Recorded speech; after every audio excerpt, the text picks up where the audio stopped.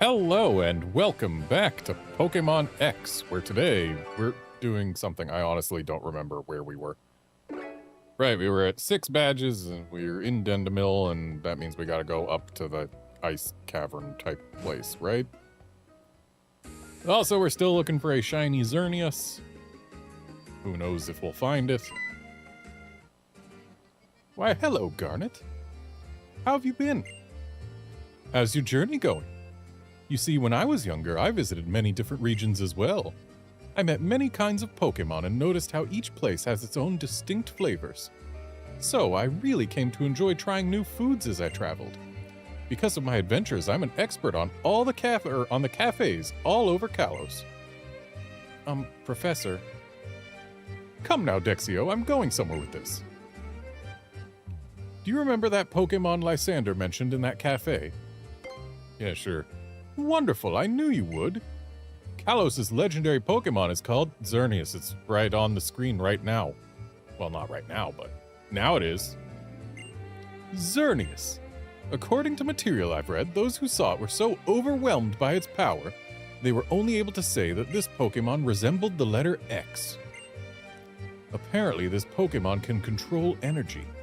It gives life energy to plants and Pokemon and makes them full of vitality again. Wherever do you think a Pokemon that amazing could be now? When Kalos' legendary Pokemon loses all of its vitality, it goes to sleep in a secret place. I don't have a clue where it could be. Also, Xerneas doesn't really resemble the letter X all that much. Like, it would have to splay out its legs in order to really resemble it. And it just doesn't do that most of the time.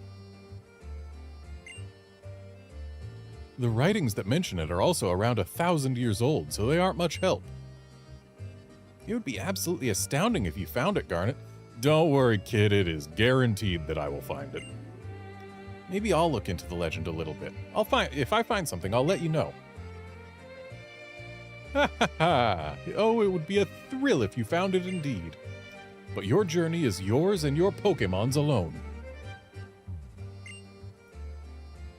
I want you to enjoy yourself and do whatever you'd like.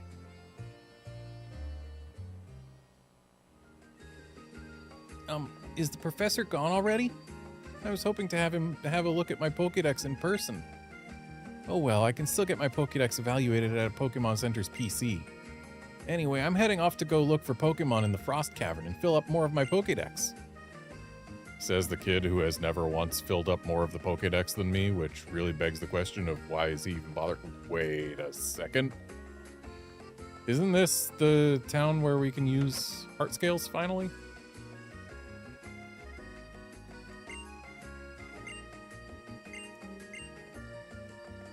Yeah, that's not it. I think one of the houses here has the guy who we can give heart scales.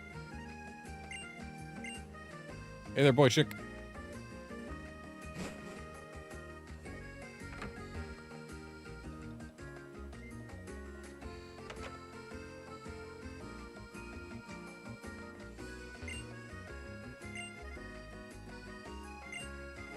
I don't believe so.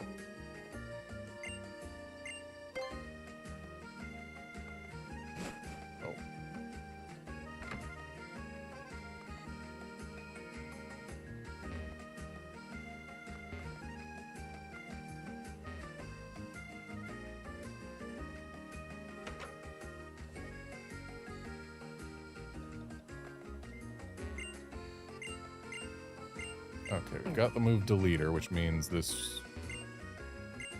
Ah! It's not a guy that we give heart scales in this game, it's a girl. A woman, rather. Okay, so... we can get Moonblast on Gardevoir, but she just got Dazzling Gleam from the last gym, so we're probably fine there. Let's see what Tyrantrum can learn.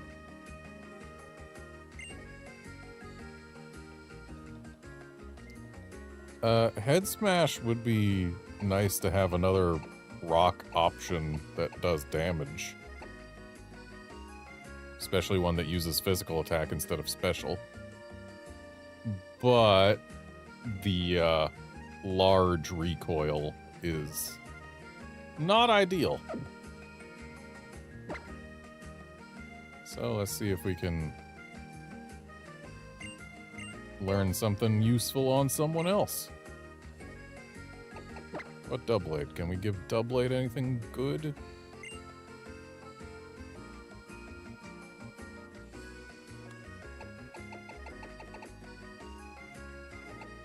Looks like the answer is no.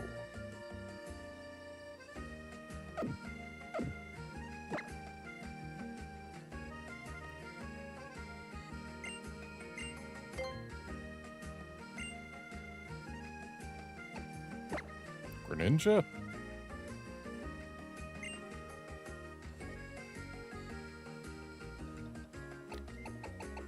Giving Greninja Night Slash would at least give us another stab to use. That would be pretty nice. I'd take that over Round. Yeah, you know what? Let's do it.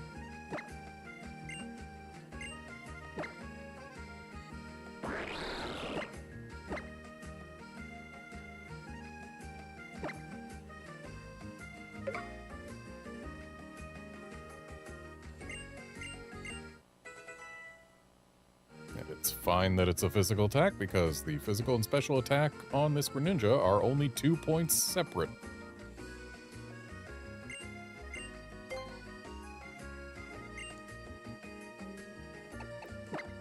What about Charizard? Can you learn anything interesting?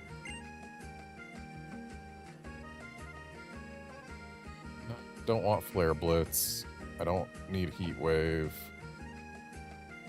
Dragon Claw over Dragon Rage would be pretty decent.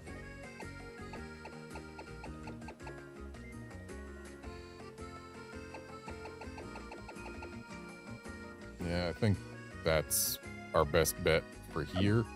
I'm not going to do it just yet because it's not a huge buff. And I want to see if Ampharos can learn anything useful, because I don't know how many heart scales I have. Don't want Zap Cannon. Don't want Magnetic Flux or Ion Deluge. Dragon Pulse would be decent.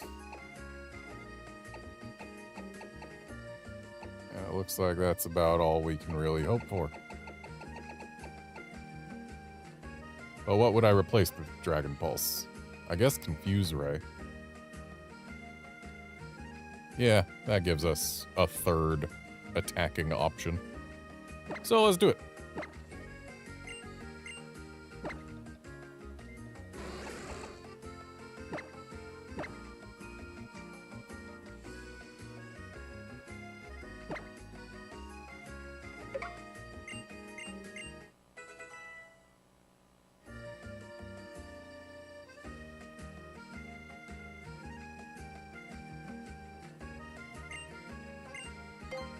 And apparently we've still got a heart scale.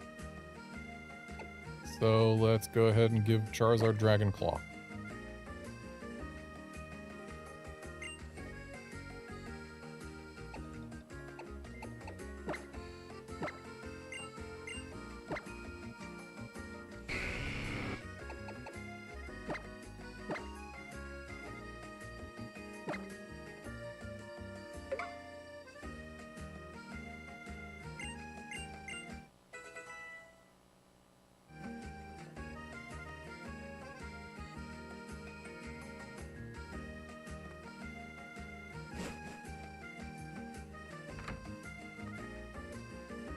Okay, now that that's been handled, let's get to the Frost Cavern or whatever it was called.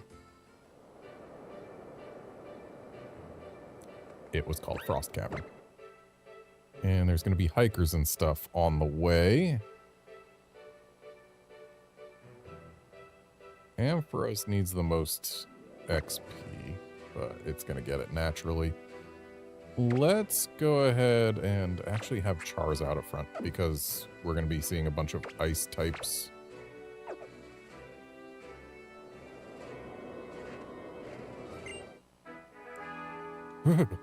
It's so cold. You there, you came at just the right time. Let's warm our bodies with some vigorous Pokemon battling.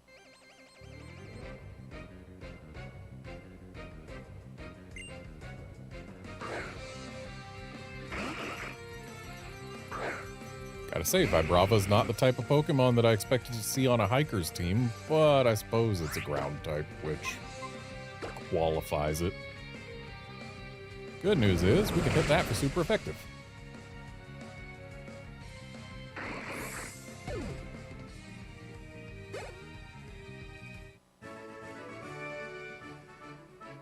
Is this cold I feel coming from the snow and ice around me or from the shame of my defeat? Well, you were cold before we started battling, so it's from the snow and ice. I'll be okay. I've got my Pokemon with me. We can cuddle up to keep each other warm. So I don't have Waterfall, so I can't get that item.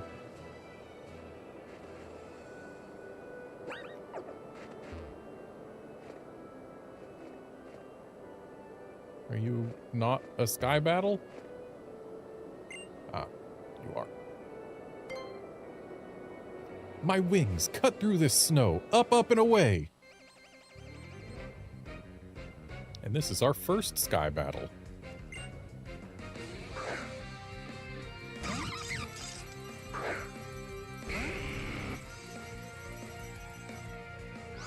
Charizard is literally our only Pokemon we can use in it. Even though Doublade floats.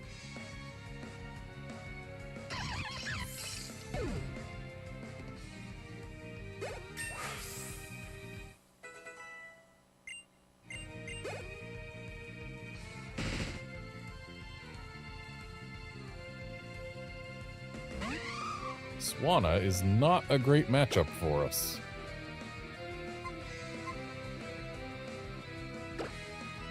But we can still hit it with a stab.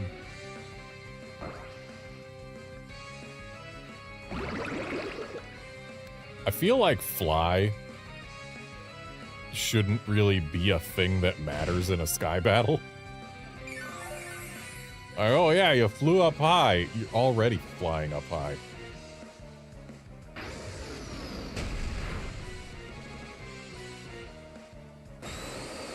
Well, at least Scald can't burn us.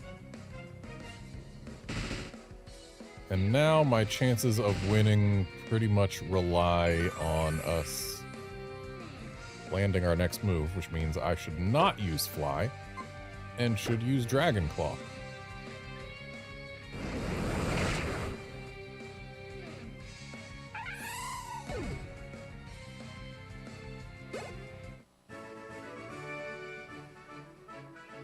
Your wings are cutting their way through the sky and into the future.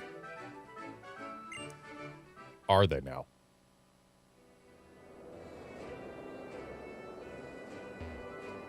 I don't like that I can't talk to him after the battle.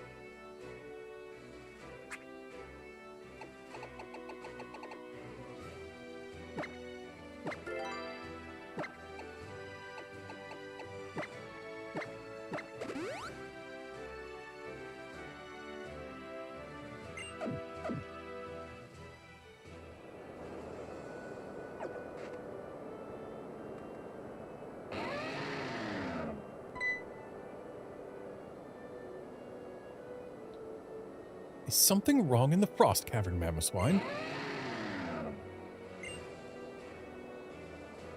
Are you headed to the Frost Cavern, trainer?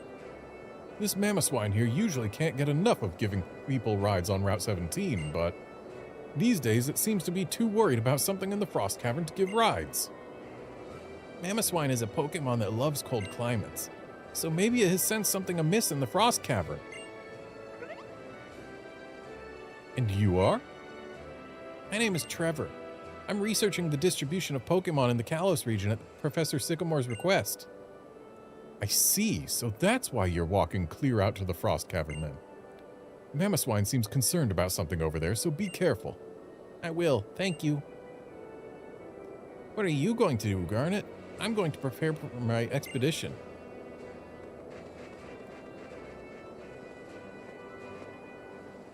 Oh, hello. I guess I'll have another Sky Battle. Today's the day I've so long been waiting for, when I start my new life as a Sky Trainer. So, this is her first battle as a Sky Trainer? Oh good, we have an answer to this.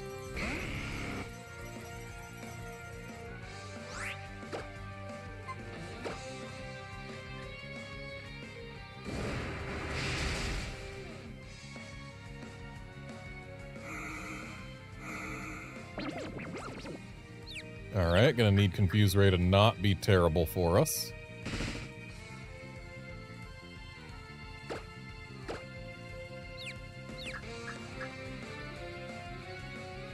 Good. Easy win.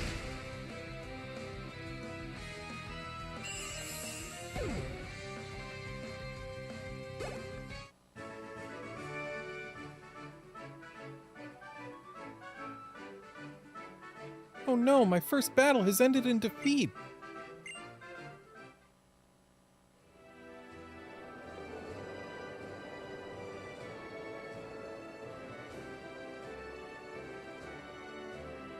Just a sec. It occurred to me that I should look up what things I can find here so that I know whether I need to try and find anything to catch. Stop right there, youngster. I'm going to paint your portrait. Don't budge an inch.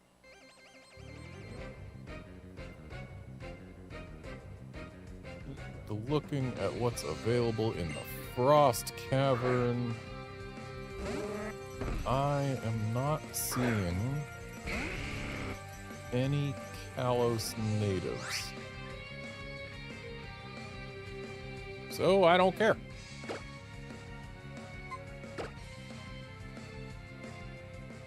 Not to say that I need to catch every Kalos native Pokemon, because I don't. I've already done that.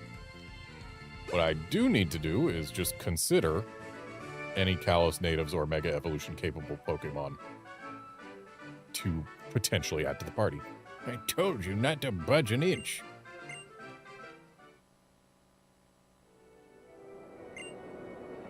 You kids are all about movies these days, but I still love the beauty of a good painting.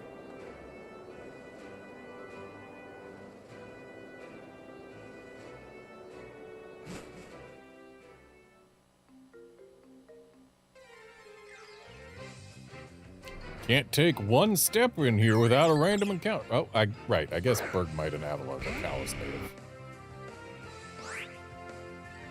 Aren't they?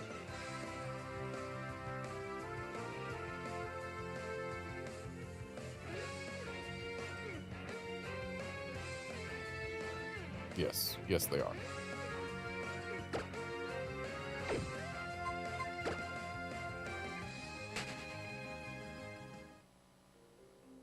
But also, as much as I appreciate Avalugg, I'm not going to use one.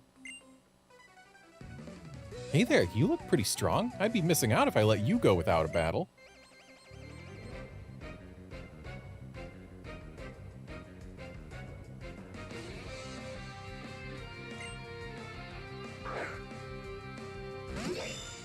Oh good, we have an answer to this.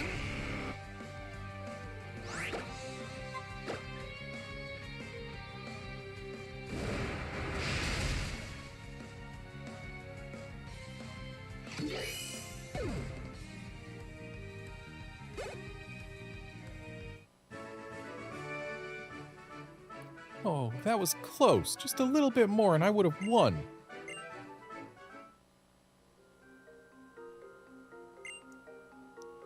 Ethers are so rare, I can never bring myself to use one in battle. Right?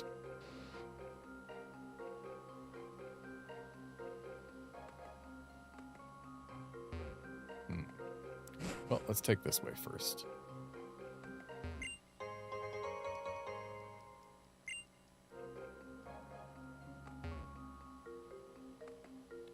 Alright, seems that's about it to that path.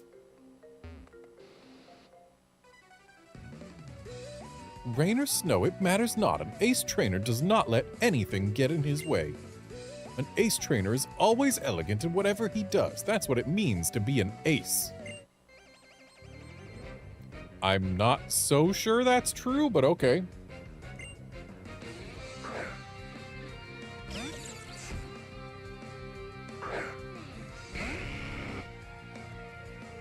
Okay, so Raichu, if we don't outspeed and one-shot it, can do major damage to Charizard, so... let's go ahead and swap out to someone who is not so affected by electric.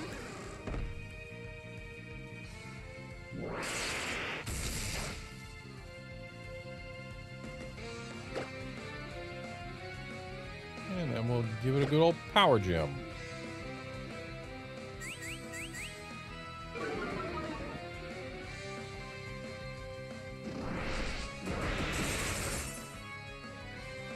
That did considerably less than I was hoping it would.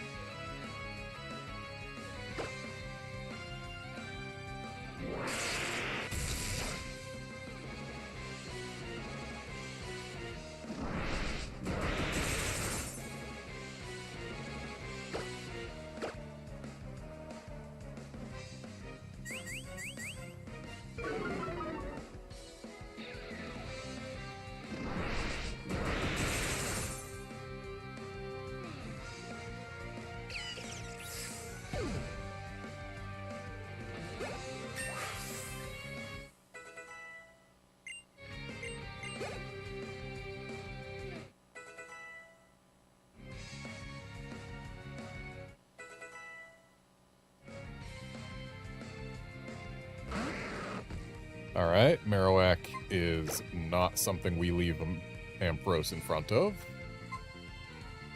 So I suppose we'll swap to Greninja, even though we don't resist ground on him.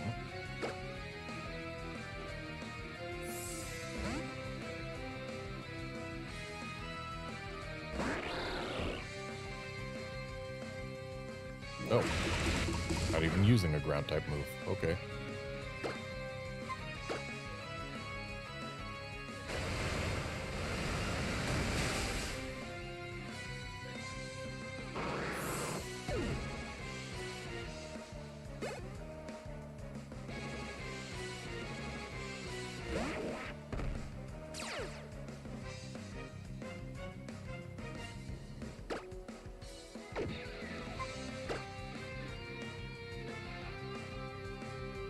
I feel like swapping to Ampharos, we're going to take 2 hits before we can do anything.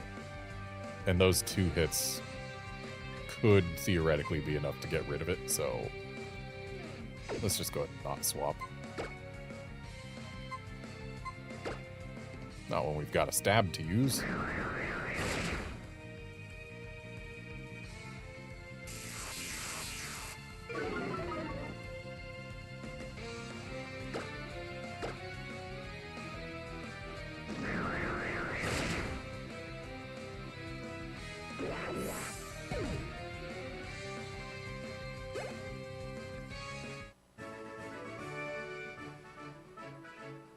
Remaining distinguished even in the face of defeat is what defines an ace trainer.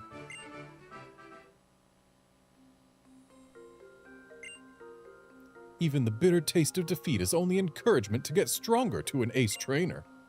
That is also what it means to be an ace. I feel like this guy just makes up new things that are what it means to be an ace based on whatever has happened to him at the time. Also, being able to go diagonal for ice slidey room puzzles feels like cheating. Both my mother and father were hikers before me. It runs in the family, you see. What makes you think you can take on an elite hiker like me? Yeah, probably just personal skill, mostly.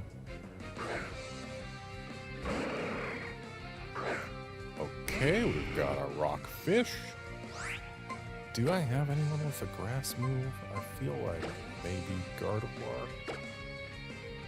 Nope.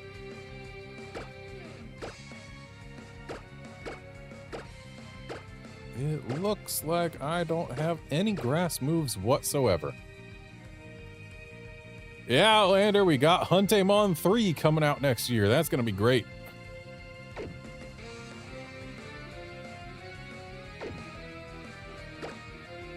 I am looking forward to it. Because Huntemon games are always good, at least thus far.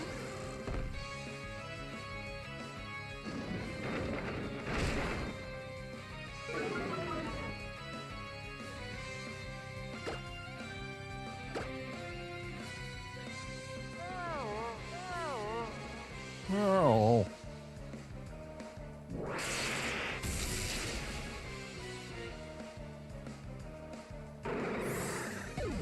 I'm hoping that for Stories 3, the Water Monstie roster is better. I still remember how in Stories 2, there were like 3 Water Monsties in the game at launch. And the strongest among them was arguably Palamute parentheses water. Which is just disappointing.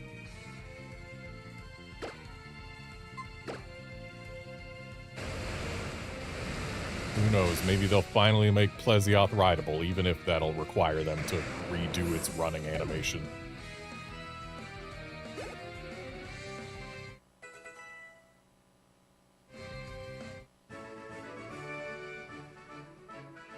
I've been defeated. Whatever shall I do? My identity crumbles before me.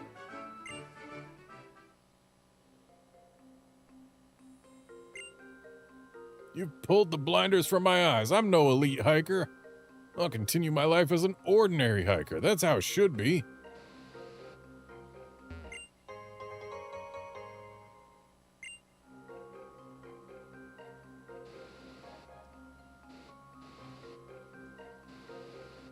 Just looking around, making sure there's nothing I've missed.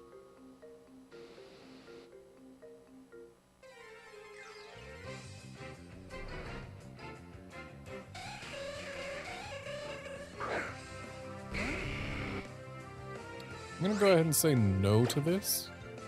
I do not want a Jinx. Again, when I was going through Let's Go Pikachu and Eevee for my Pokédex project, Jinx is the only shiny I found during my just standard play. I caught it, of course. But the fact that it's like, oh, hey, one of my least favorite Pokemon is the only shiny I found. Hooray!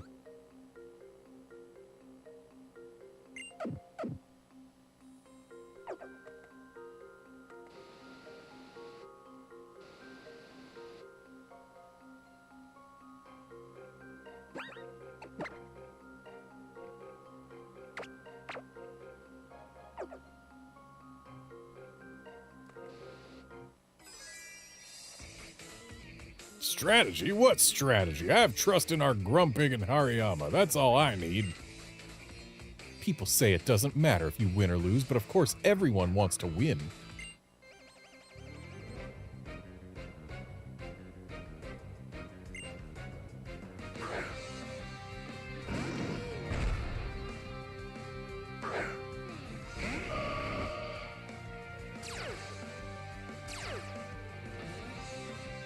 My Gardevoir has become fat.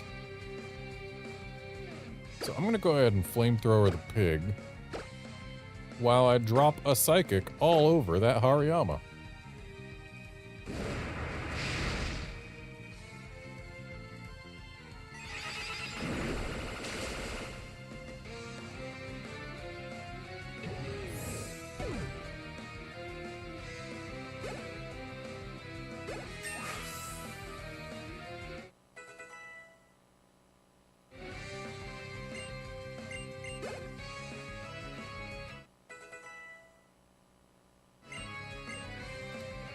Thank you. I've been waiting for Sacred Sword.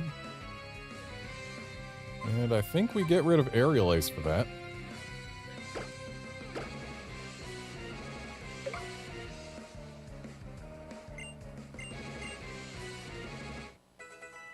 Sacred Sword's huge. It's a great pickup. Oh, Charizard doesn't like that. But thankfully, it only did exactly 1 Moo Moo Milk's worth of damage.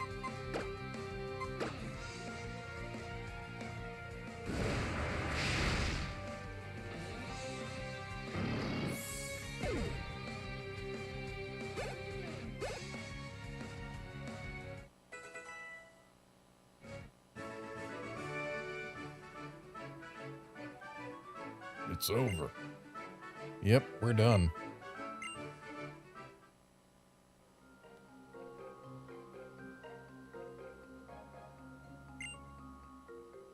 I may have lost to you all, but I still haven't lost to myself. No, I'm not being a sore loser, really. No, really. Okay, maybe I am. Now we're fighting friends. Are we?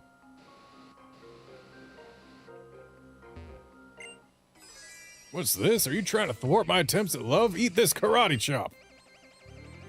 What are you making attempts at love with? There's no one else here.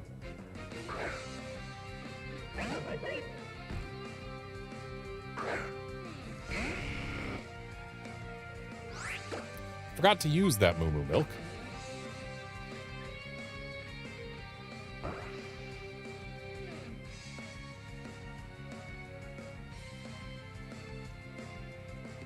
Can't high jump kick hit through fly? I guess we lucked out and it was just a miss anyway because it's not a perfectly accurate move.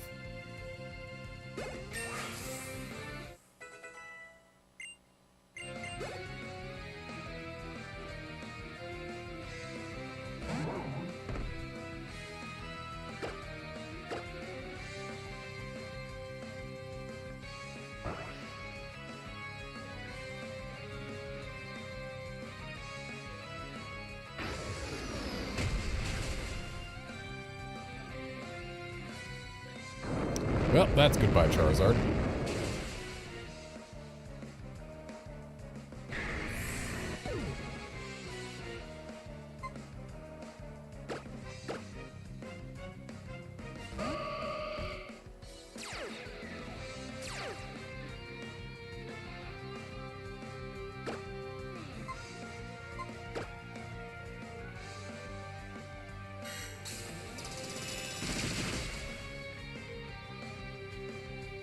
Which, I think, being able to hit through fly is just a feature of high jump kick. It's just the move doesn't have 100% accuracy because it's designed to have a chance to miss so that they can keep going and crash.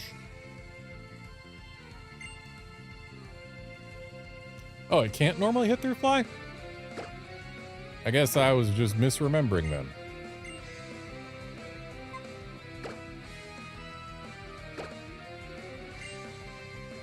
Guess it's not really that high of a jump kick, huh? Hurdles to finding love are so high.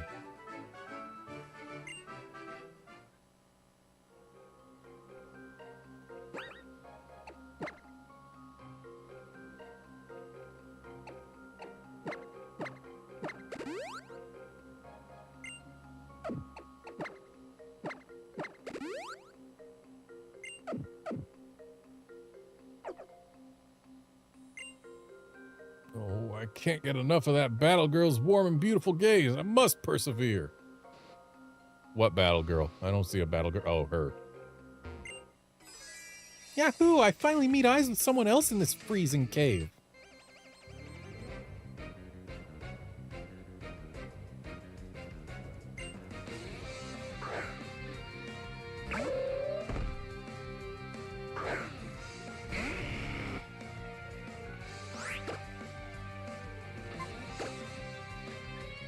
Going for a flamethrower because I'm pretty sure this thing's got sturdy even if it's weak to flying.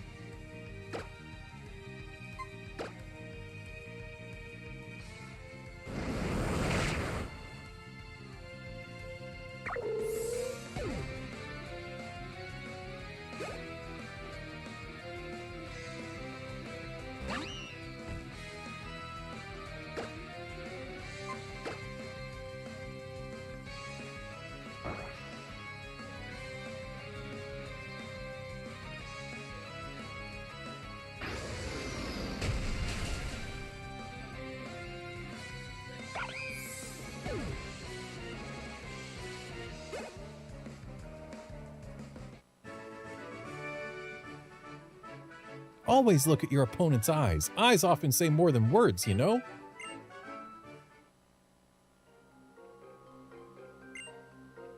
It's hard to stand the cold gaze of the black belt from across the way. I guess it's part of my training.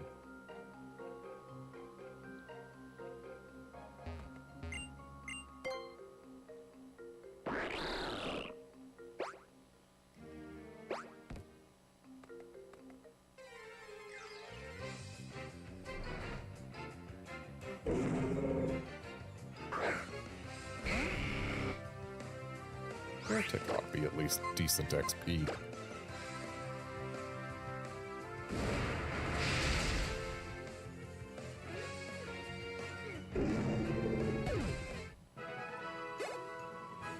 Nah, Outlander, I think what I'm thinking is just entirely wrong. I don't think it was based on anything that was ever real. I think it was just like, oh yeah, high jump kick. They go up high to kick. And fly, they fly up high. Surely, high jump kick. Go high. Where fly go? High. I'm pretty sure that's it. I probably just an invented memory.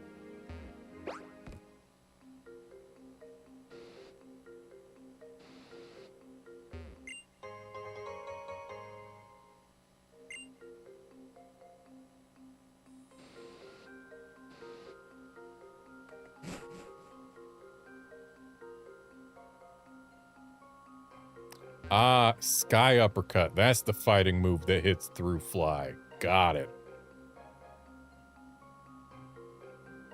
So that's probably what it was. It was me confusing those two moves.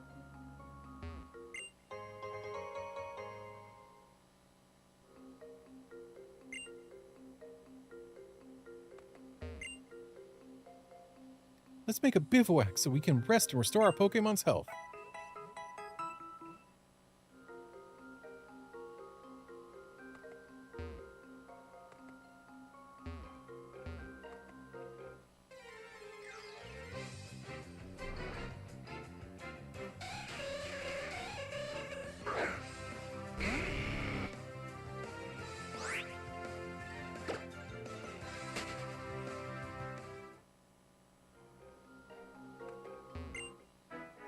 Oh no, I can't feel my toes!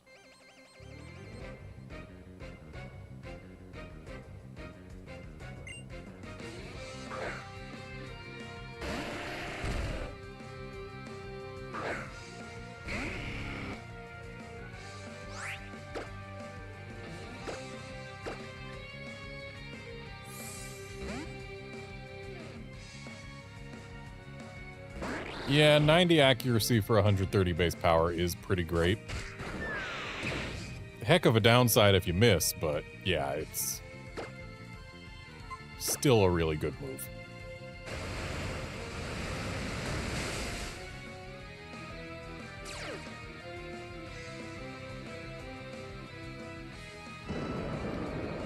It's kind of amazing how far the fighting type has come since Gen 1, when the best fighting move was submission. And it was also one of the only fighting moves. There were hardly any of them.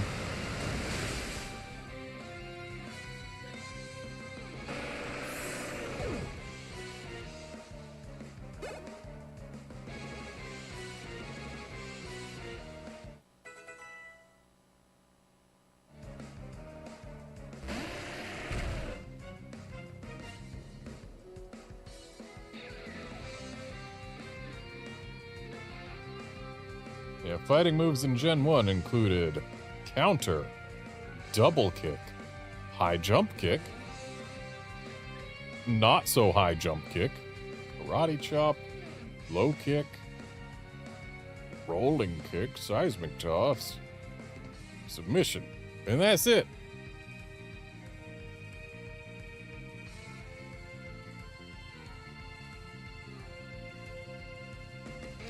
Oh yeah, apparently submission was 80 and 80. I remember seeing, like, maybe it was in a guide or something, which, you know, guides back then were not 100% accuracy, but I remember seeing somewhere that submission was the strongest fighting move. Maybe it was just the strongest fighting move that all fighting types could learn.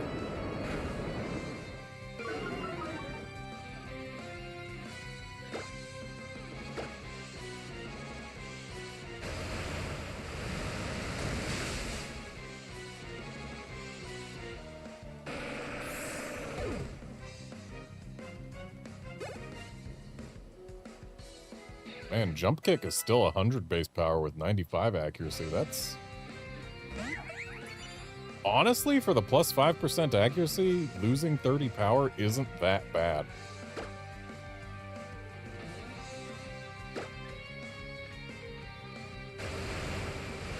Miss 1 in 20 times instead of 1 in 10.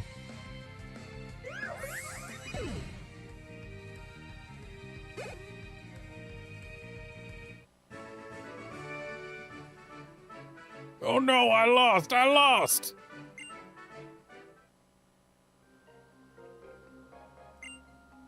I can't stop shouting. I think I'll freeze if I do.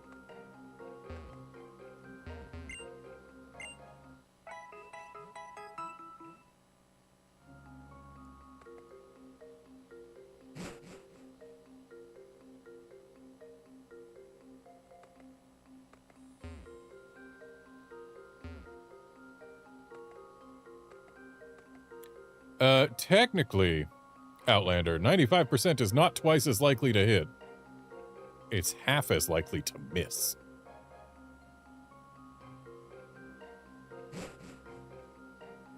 Though it can certainly feel like it's twice as likely to hit. We all know how Stone Edge goes, after all.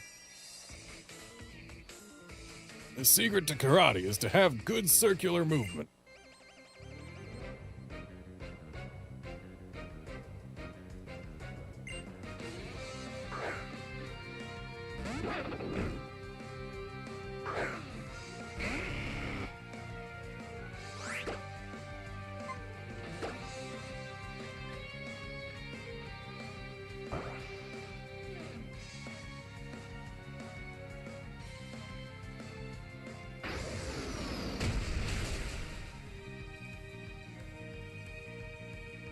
Nice crit.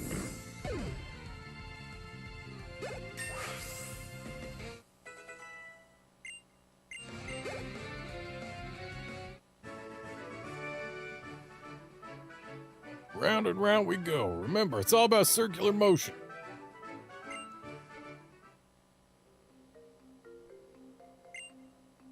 Circular motion. Yeah, like kneading dough. No, I'm not talking about my kneading money.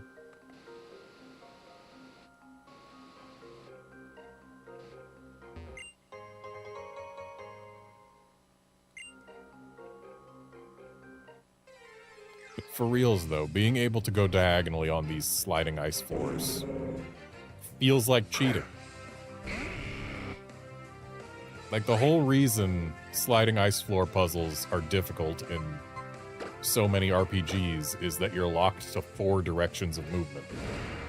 Opening it up to 8 just gives you so many more potential approaches, so many fewer ways the devs can make you have to move in order to solve a puzzle. It's just... it's actually cheating to go diagonally.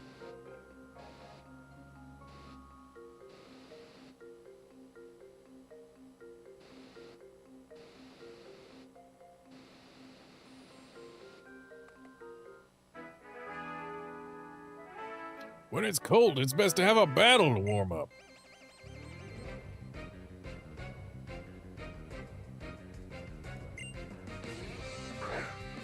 Oh, a Robopass.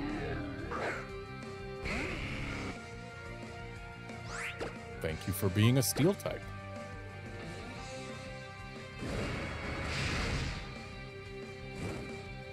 Nice burn. Shame that burn isn't going to reduce the damage from Power Gem.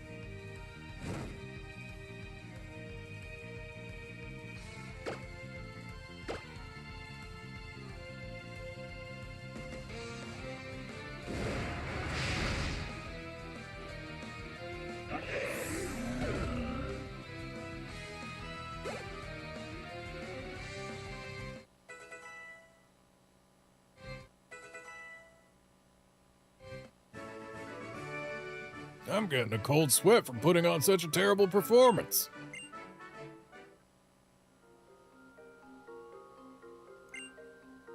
If it comes to it, I can call out my trusty Probopass to warm me up. You see, Probopass can use magnet pull to provide heat, I think. I mean, you can use magnets to heat things up, but generally the things have to be able to be acted upon by magnetic forces, which means they typically have to be ferrous metals themselves. So don't really know what you're hoping for, bud.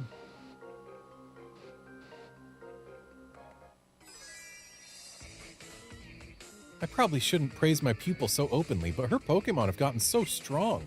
I'm very proud. Okay, where is she, though?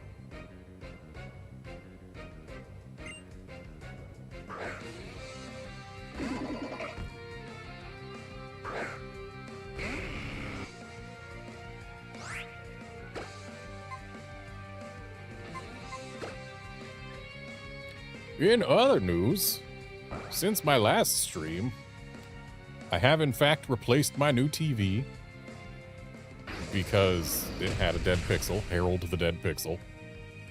I hated him. As soon as I saw him, I knew he was there forever.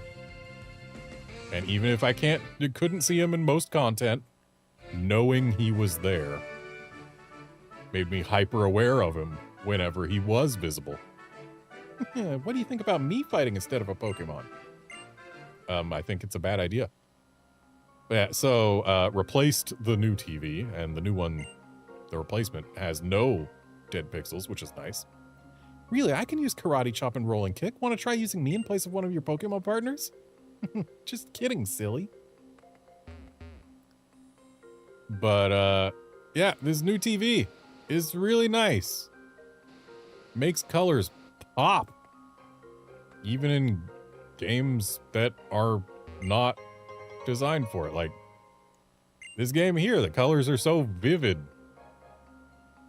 compared to the actual screen of the 3DS. It's night and day. I love it.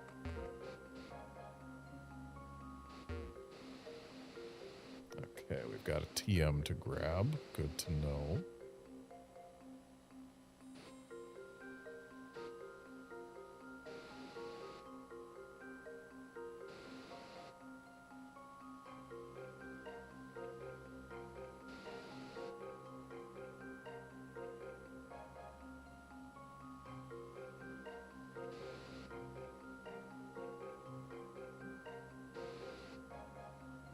There we go. So this one, we actually had to use diagonals.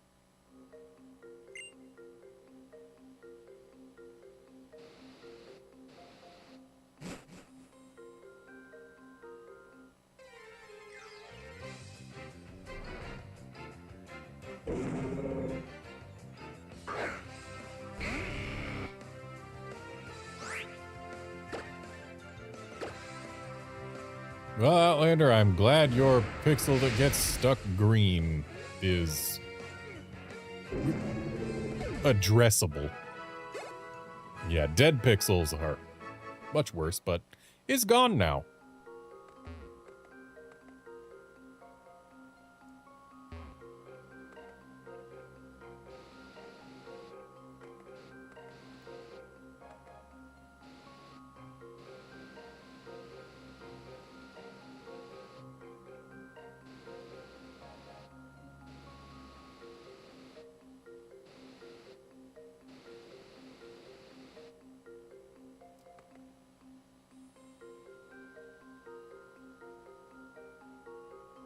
It's really cold in here, isn't it, Garnet?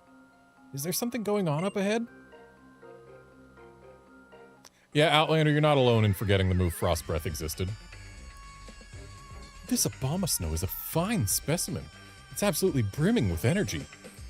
The more we agitate it, the stronger its snow warning ability becomes, making the snow fall even more furiously.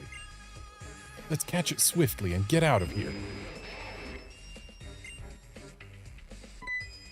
Interestingly, this Team Flare admin we're about to battle is returning in Pokemon Legends ZA. She is one of the 2 returning characters they revealed in the last trailer. Hey! Hey, you Pokeball thieves, what are you doing here? What does it look like? We're catching Pokemon. Why else would we have grabbed all of those Pokeballs? It was all so we could catch powerful Pokemon like this Abomasnow. It's full of potent energy. Energy? You're not the brightest one, are you? Whoever has the most Pokemon and the most energy will come out on top. Lazy people who just wait for things to be handed to them don't get to have these resources. But why is Team Flare amassing Pokemon energy and money? To put it another way, why is Team Flare always trying to take everything for itself? Allow me to spell it out for you. It's so Team Flare and only Team Flare can survive. After all, why should we care about saving people who aren't on our side? Anyway, I don't mind a healthy curiosity, but I'm afraid I just don't have any more time for you. Darn it. Did they say only Team Flare will survive? These people have a few screws loose. You two, hurry up and send these kids packing. Yes, ma'am. Right away. Let's go, Team Flare. This is the trademark pose of Team Flare. It's the very definition of fashionable.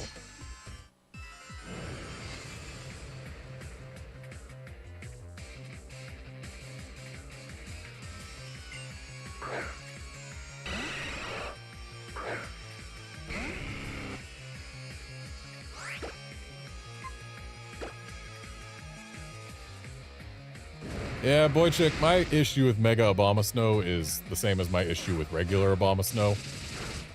No matter how good it might be inside or outside Trick Room, the fact that it sets up Hail just by being sent out into battle makes it a detriment to the rest of your team.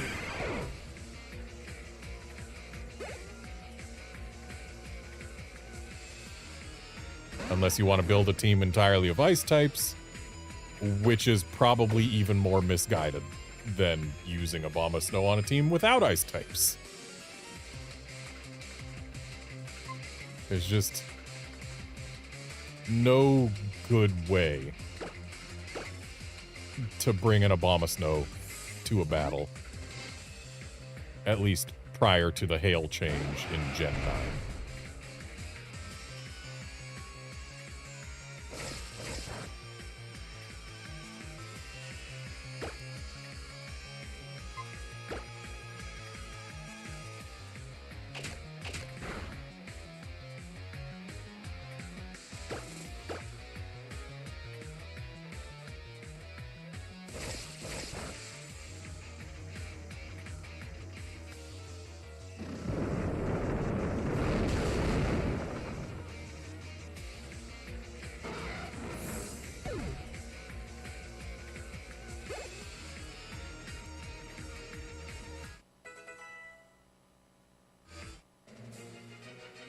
Hey there, guard. I'm doing fine. Hope you are too. How do you think I could reverse time to the point before I lost? Well, if you ask Superman, you fly really, really fast around the planet in the opposite direction of the Earth's spin. Though I don't believe that would actually work too well. I may have lost, but isn't this Winter Wonderland beautiful? Almost as beautiful as the Team Flare pose. You'd better chill it with the questions and mind your manners, kid. You're more powerful than you look. I wonder how much energy there is inside you. Guard, the journey goes pretty alright. Just, you know, battling a character who is confirmed returning in Pokemon Legends ZA, which, going from a member of Team Flare to someone respected as a professor seems like a pretty big change, especially given what Team Flare is actually trying to accomplish. They're one of the most murderous, villainous teams the series has seen. But apparently it's cool enough that she's able to just straight up have the Team Flare logo on her chair and nobody bats an eye.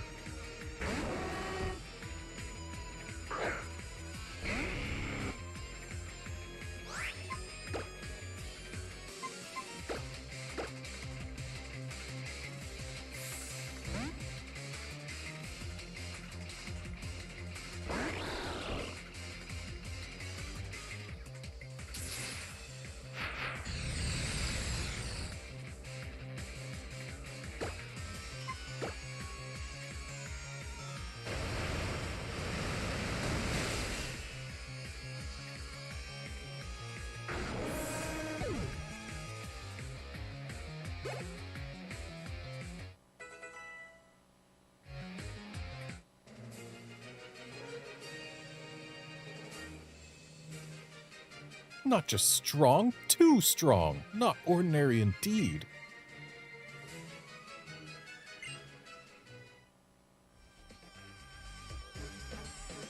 I have no patience for losing. Let's get out of here.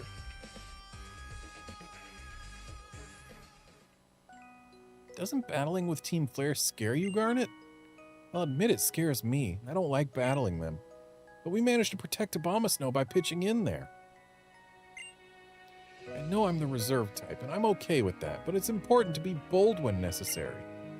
Mamoswine doesn't have to worry about Abomasnow anymore, and that's what matters. Abomasnow... it wasn't a whole new thing. All's well that ends well. Press the A button expecting a whole new text box, but no. Snow to you two. What's this? It looks like Abomasnow wants to give you something.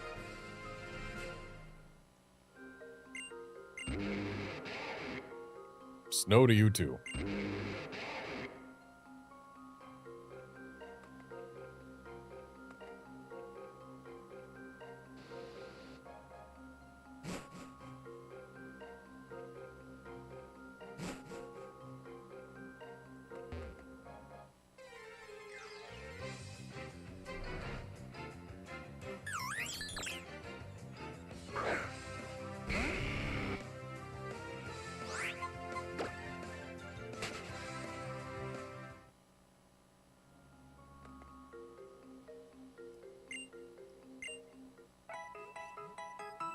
I do wish Avalugg had more going for it than specifically just physical defense. Like, if it had a solid move pool, any kind of speed stat whatsoever, special defense, I guess its attack isn't terrible, but like... I appreciate Avalugg aesthetically, I just wish I could use it.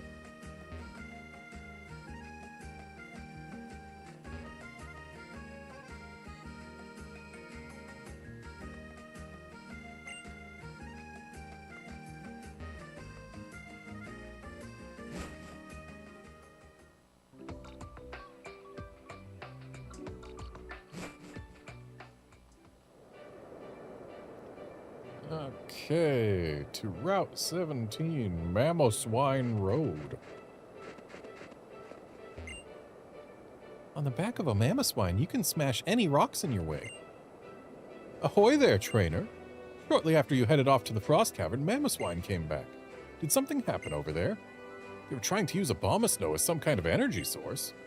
I wonder if that's the same Abomasnow as the one that our Mamoswine is friends with. See, a few years back, an Abomasnow came into town carrying a Mamoswine that was all beat up and injured from something. I wonder if Mamoswine was worried about its pal. Trainer, you should ride on Mamoswine's back to the other side. This deep snow and all the rocks along the path are nothing against Mamoswine's strength.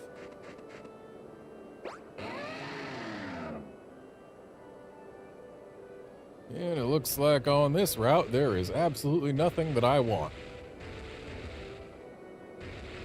Well, nothing Pokemon-wise.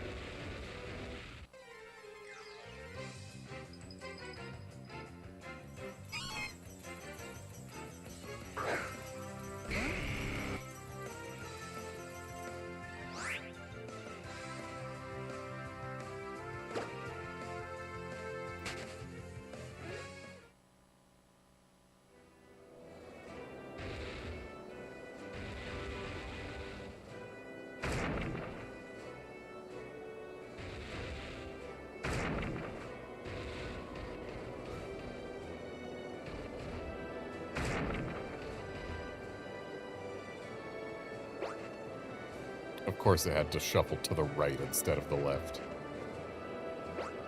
If it shuffled left, we could have actually gone up that. But no, it shuffled to the right and completely blocked the path.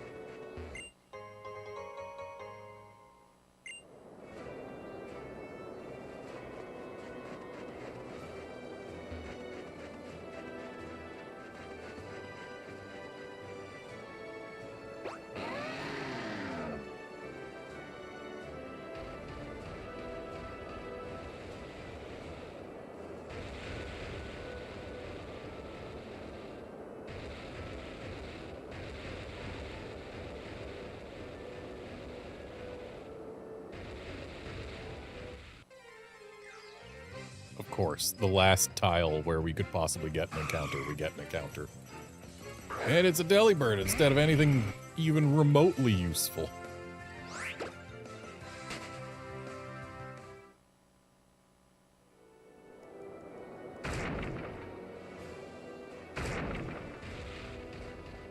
Even a shiny Delibird would not excite me because I've already got multiple.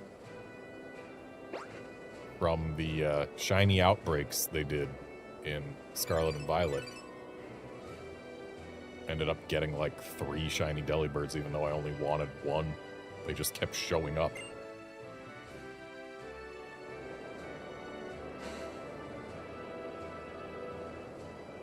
Garnet, this time I challenge you to a battle in front of Anastar City's gym. You'd better be ready. Okay.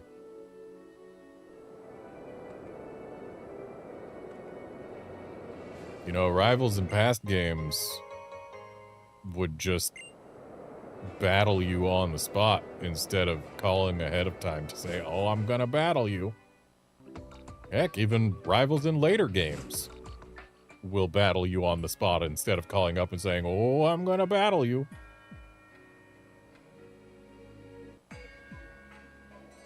You there.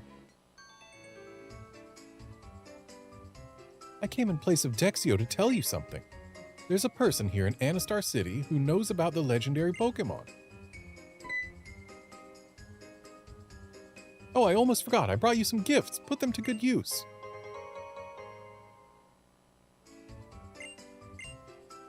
Repeat balls make it easier to catch kinds of Pokémon that you've caught before.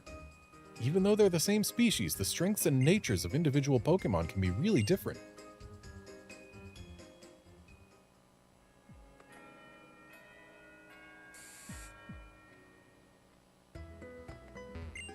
Boychik, technically Malva is still on the Holocaster. Because we haven't... Actually, I don't think she ever stops being on it.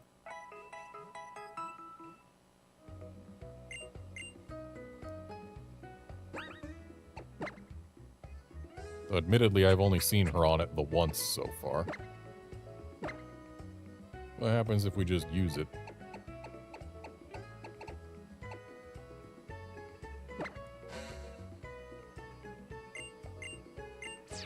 Oh, so we can just... I wasn't aware that we could repeatedly view previous Holocaster things, but yeah. Hey look, it's Malva. Yep. Blah, blah, blah.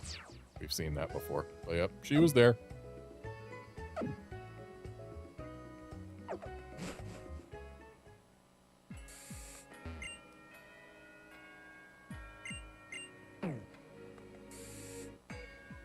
Actually, while we're in here,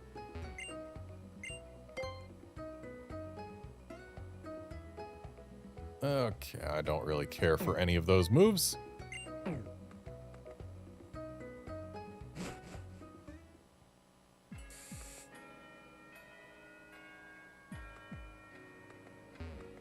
I am kind of flush with cash right now, so might as well see if there's anything worth buying.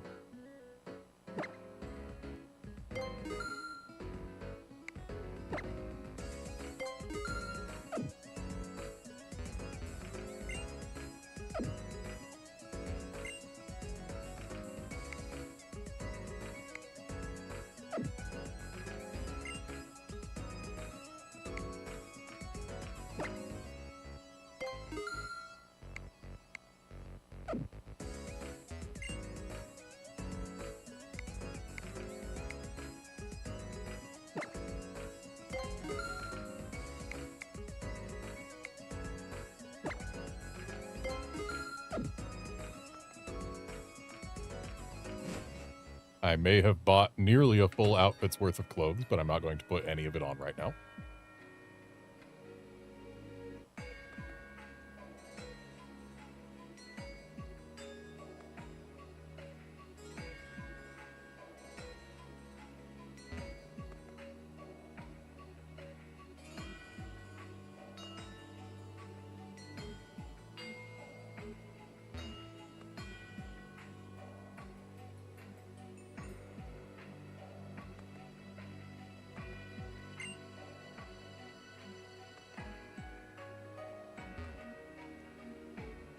Garnet.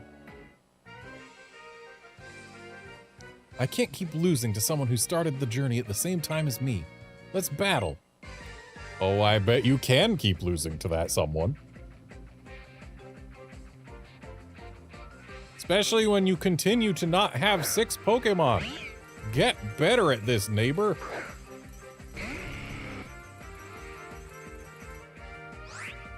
Why does it have to be Yadling?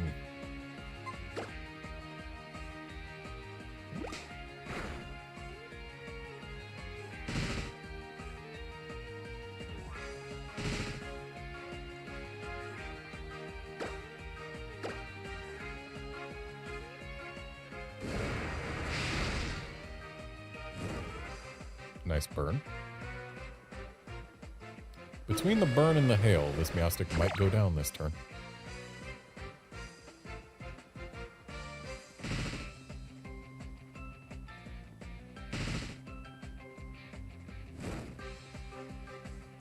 Not quite.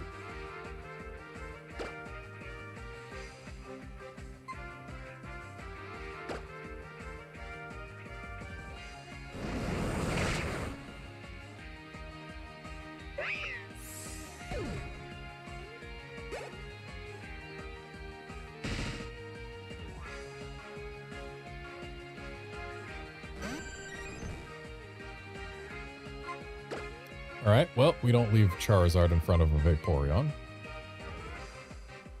Vaporeon is a bulky Pokemon, I know that much. But I feel like most of its bulk is on the physical side. Could be wrong there.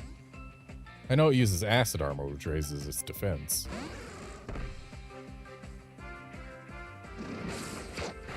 But...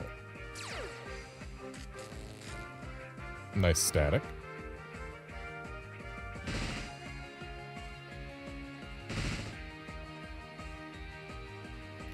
Let's see how this thing handles a Thunderbolt from an Ampharos. Not well. So yeah, it is more physically bulky than specially bulky. That's gotta be the case.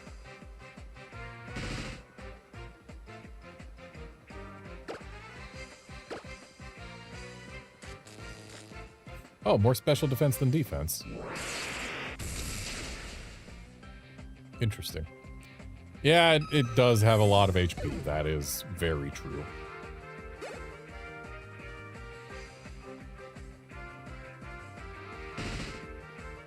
So I guess it must have been acid armor making me think, oh yeah, Vaporeon's physically bulky. Okay, with Chestnut here, we're probably better off swapping, but I'm gonna Thunder Wave first.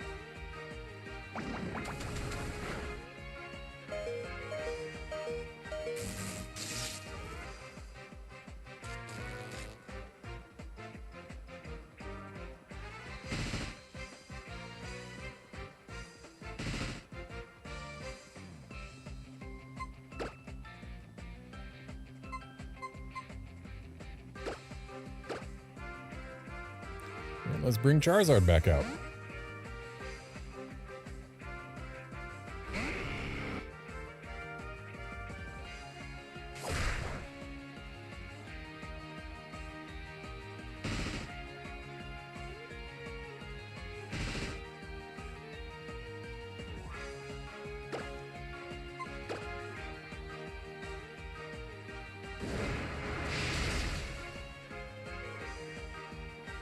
Shame the para didn't accomplish anything, but whatever.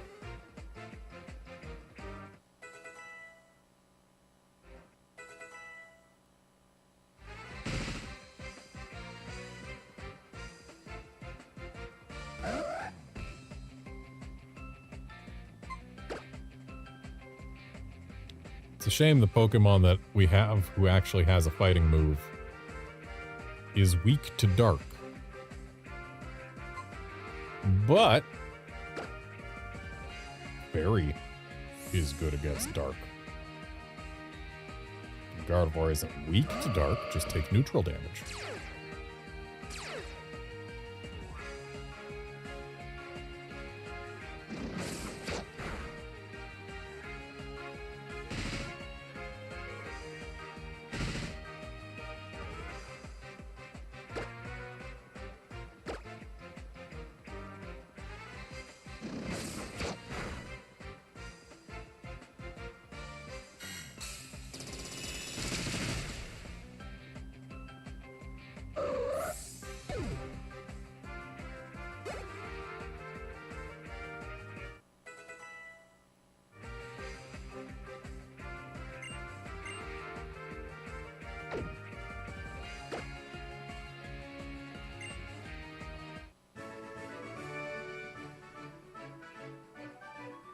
Why am I still playing catch up to you?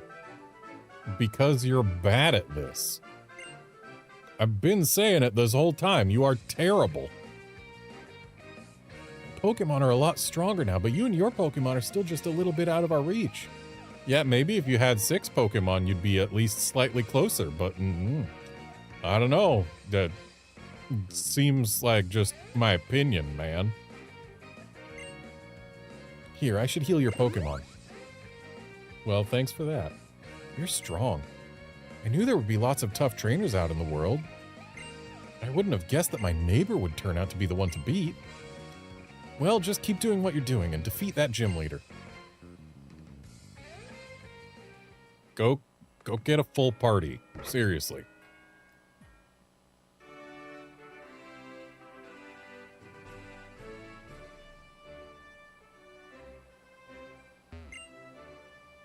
What do you know, Daddy-O? Here you are, future champ. Wow, this place is a maze inside of a ball. Try getting your head round that one, right? Even if you find your way around, you'll have to watch out for all those psychic types. But they've got some crazy powers, am I right? But don't give up and you'll find your way. Alright, so this is a bunch of psychic types. Greninja and Doublade are going to be good for us here. Though Greninja is going to be the better option for our lead because Doublade's only answer to psychic types is Shadow Sneak. Which, while not a terrible move, doesn't exactly have a lot of oomph behind it without a Swords Dance first. Whereas Greninja, we can just Night Slash from turn 1. Don't be distracted by your surroundings. Focus on unleashing your true power.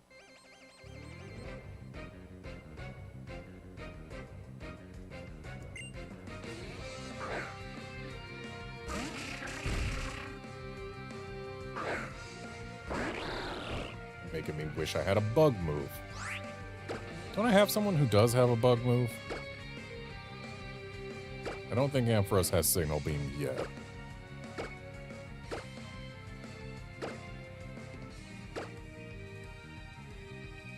Nope, no bug moves.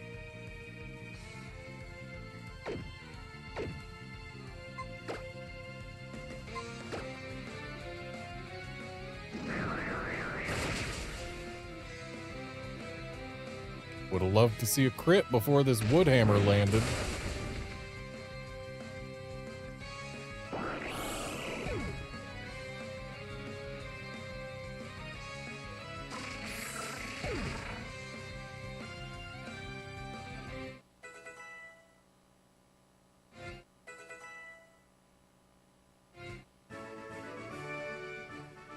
Yes, when you remain calm and undistracted, your Pokémon can realize their full potential.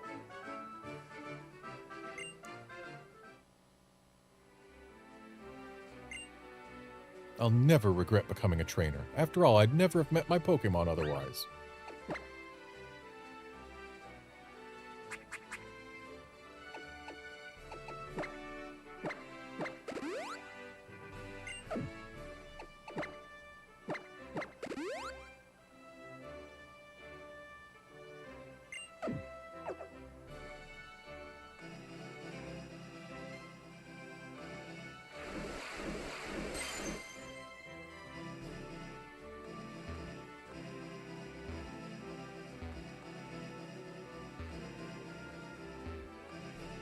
Looks like nothing over here.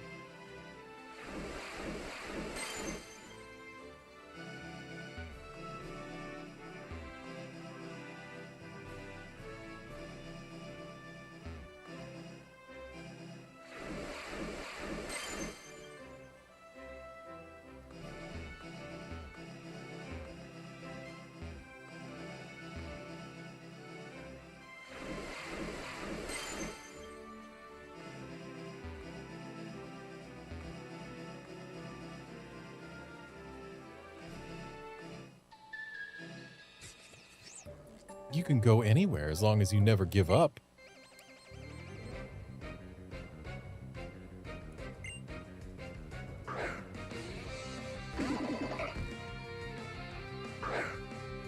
Very dark type, not exactly the best choice here.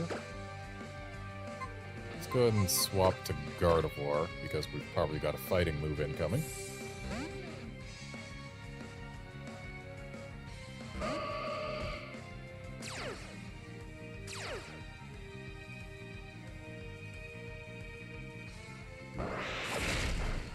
If I had swapped to Doublade, we would have been able to laugh here. But oh well.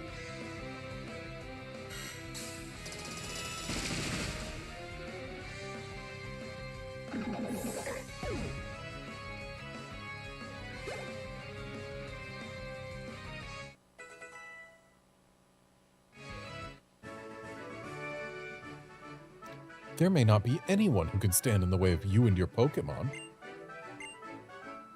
Certainly no one among the NPCs of this game's story. Easy to get lost in this enigma of a gym.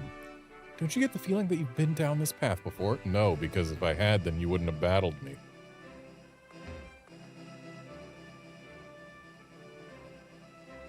Though this gym does have way too many paths that exist only to cost time. Like this one. Actually, wait, this looks suspiciously like progress.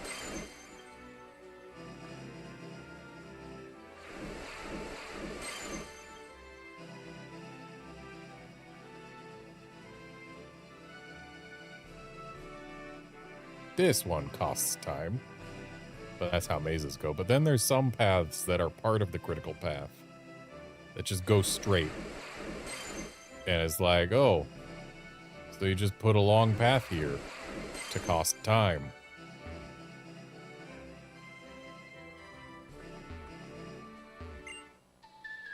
I had a vision that the battle we are about to have will be different from all previous battles.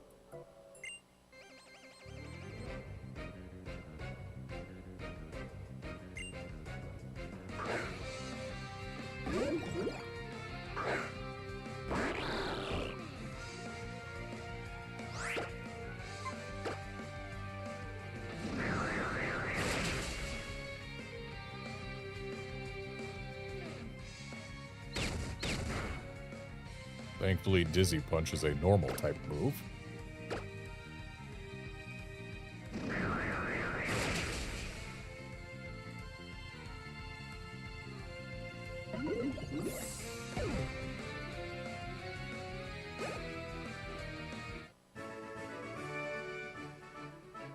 You and your Pokemon look like you know how to share your burdens with one another. Something that just occurred to me. I swapped my lead, but I didn't swap my amulet coin. I've been throwing money away.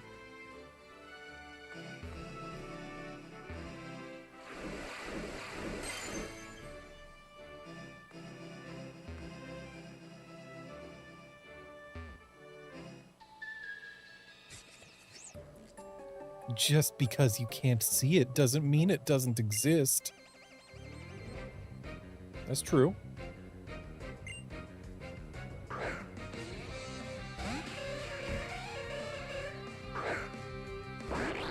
mean, heck, most things in this world that is real that we live in, I can't see.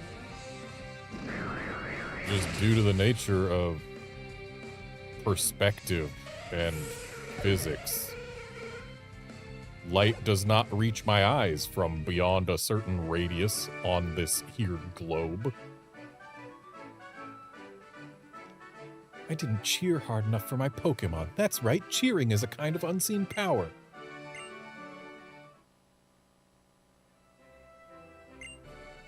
Just because it can't be explained by science doesn't mean it's not real. You can't explain your love for your Pokemon with science, right? Does that mean it's not real? I think not. Actually, it's probably, my love for my Pokemon is probably just a result of neurotransmitters, etc., etc. So, you know, there's things science can't explain, at least not yet. Like dark matter, what the heck is it? We don't know. We call it dark matter because, well, it exerts gravitational influence, but we have no means of detecting it through any way other than gravitational influence, so we don't know what it is.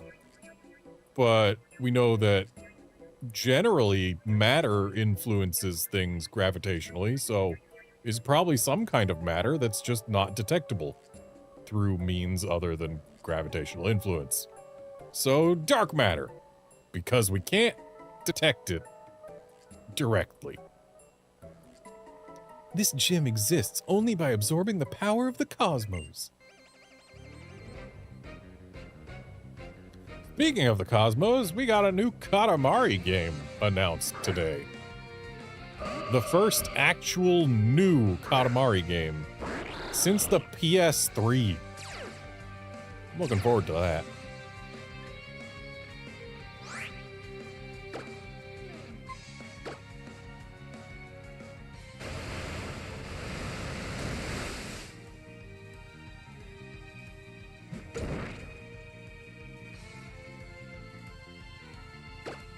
Something tells me that Imprison has not imprisoned anything. And if it has, it's extrasensory, which I wouldn't click in this battle anyway.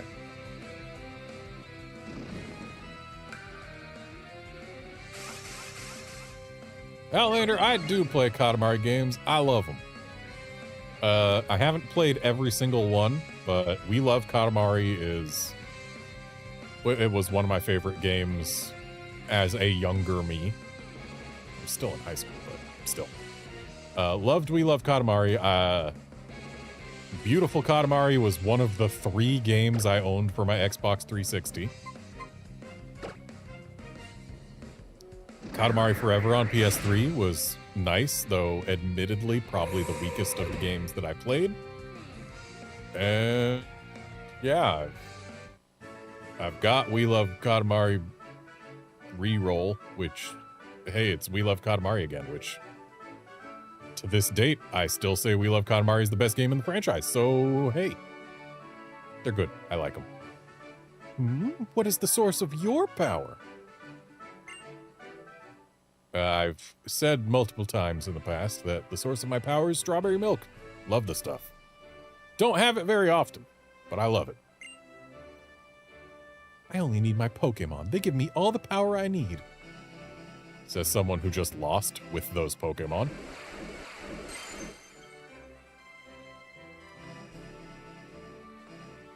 Okay, that's the gym leader there. Which I guess means this path is nothing.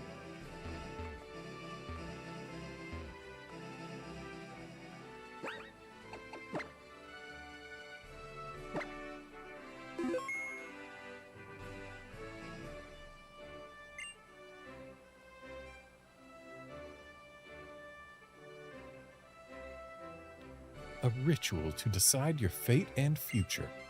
The battle begins.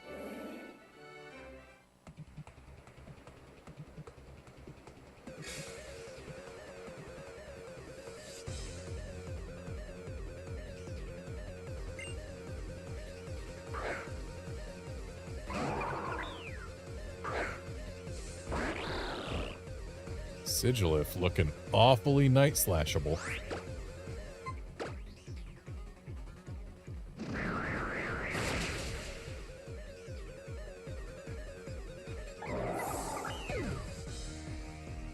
I actually found a shiny Sigilif last night. I finally got off my butt and started trying to look for another Pokemon to shiny hunt after this Xerneas. And found a shiny Sigilif in the process. I already had a shiny Sigilif, but hey, whatever. I'll take another.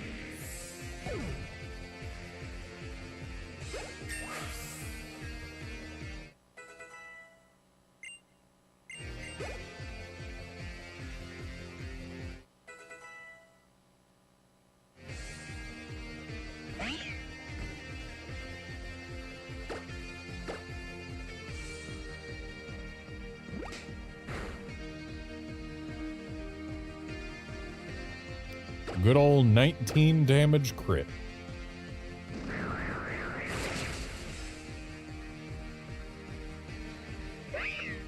What a difficult gym battle this was.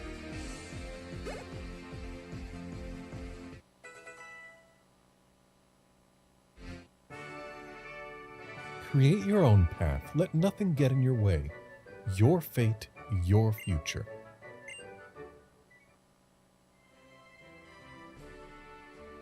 Now, the Psychic Badge, a testament to your skill, proof of your power.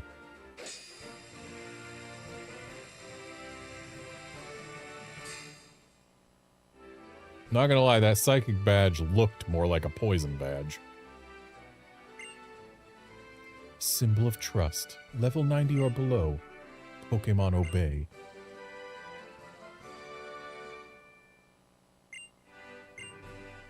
Special attack and special defense are increased. The Calm Mind TM. Power that grants life awakens. Voices of woe. That is your future.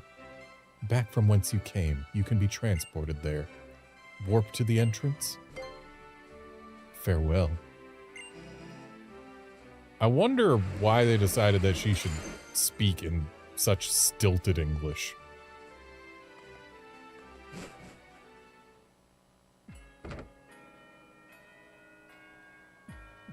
I'm sure getting the Psychic Badge wasn't too much trouble for you, right, Garnet? Ready for a rematch? I think it would be fun to compete with my neighbor to be the best in Kalos. But I can't claim to be competing with you until I beat you at least once. What's this?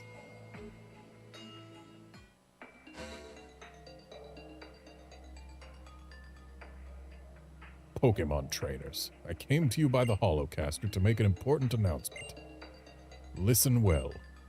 Team Flare will revive the ultimate weapon, eliminate everyone who isn't in our group, and return the world to a beautiful, natural state. Unproductive fools are consuming our future. If nothing changes, the world will become ugly and conflicts will raze the land from end to end. I repeat, we will use the ultimate weapon and wipe the slate clean. I'm sorry, those of you who are not members of Team Flare, but this is a due to you all.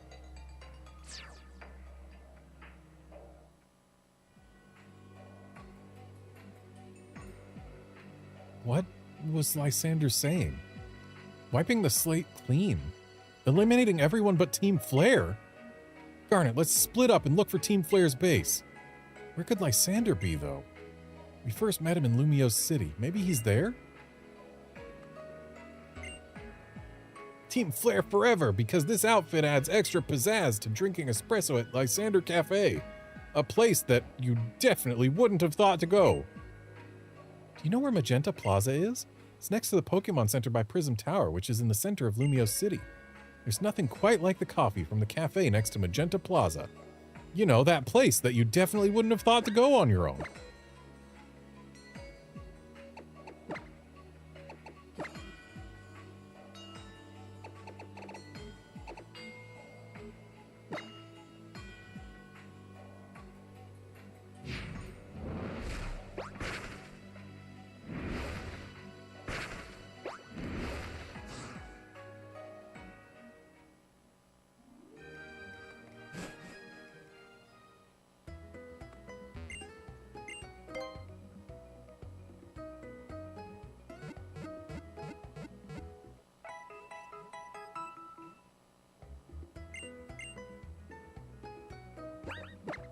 Alright, since we're going to be dealing with Team Flare, who is largely going to be poison and dark and fighting types, let's shove Gardevoir in front. I guess also fire types. But the prevalence of poison and dark means that Gardevoir is going to be useful.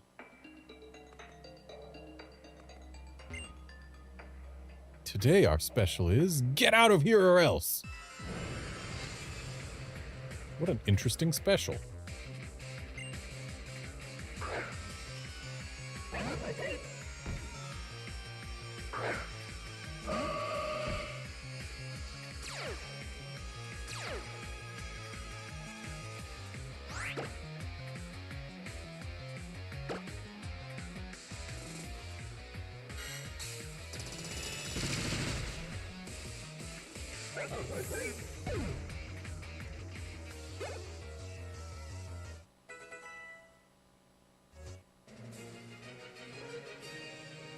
I need my stylish red Team Flare suit to unleash my full power.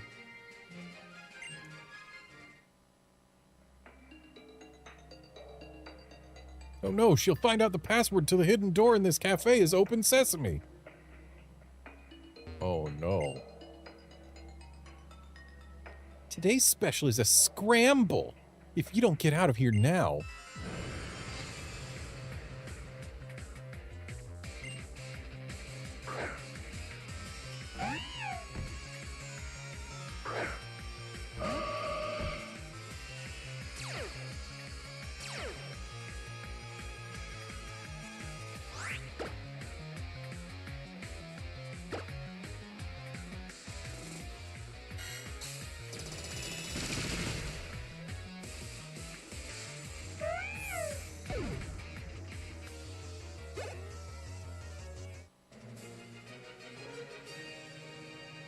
Was I actually a part of Team Flare, or was I just a waitress?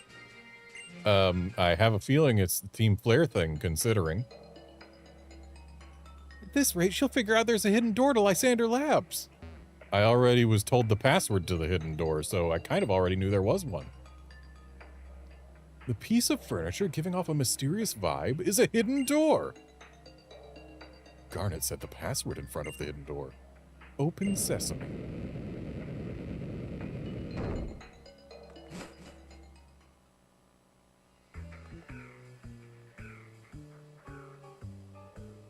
Welcome.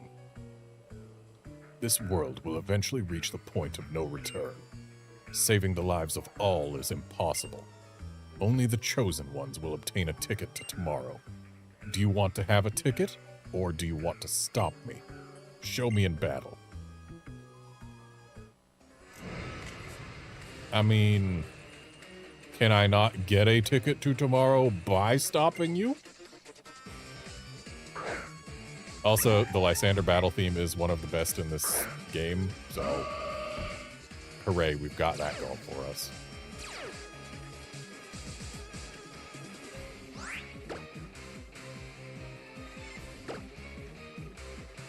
Why am I using Dazzling Gleam? That's a fighting type. I should have been using Psychic.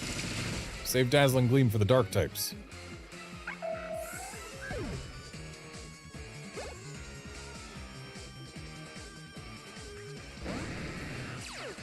This poor Gyarados. It's not gonna Mega Evolve yet.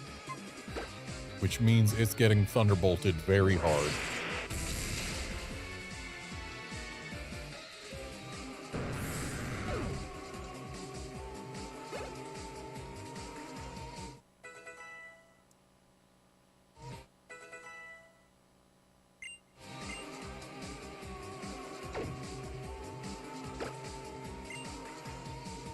Something kind of crazy to think about. When Monster Hunter Stories came out, I'm pretty sure Pokemon X and Y were the most recent Pokemon games.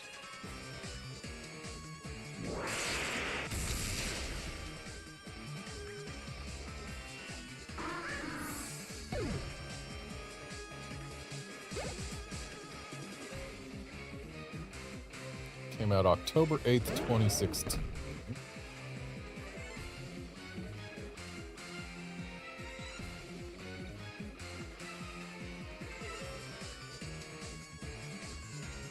Okay, X and Y were 2013, which means that it would have actually been Omega Ruby and Alpha Sapphire, wouldn't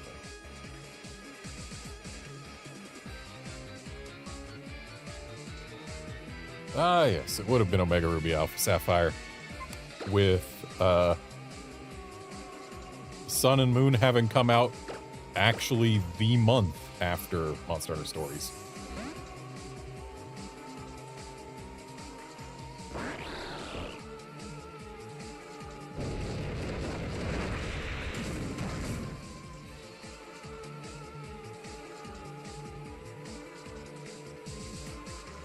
Of course, the timeline changes a bit if you go by the US release of Monster Hunter Stories. But I don't, because I was in Japan at the time and I got the Japanese release and all the amiibo.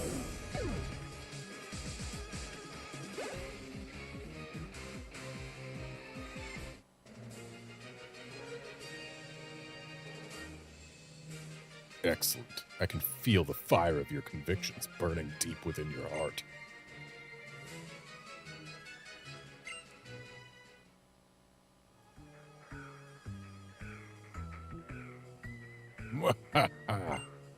Your convictions and those of your Pokémon please me.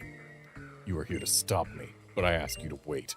I tried to save people and the world with the profit from this lab, but my efforts had no effect. The world was just too vast and too full of fools that I couldn't save through my hard work alone. That's why I decided the only way to save the world was to take it all for myself. I don't expect that I will ever make you understand how I think and feel. Try to stop the ultimate weapon if you must, but to do so, you will have to explore our lab and have Pokemon battles with all you meet. Yeah, because I wasn't going to do that anyway, right?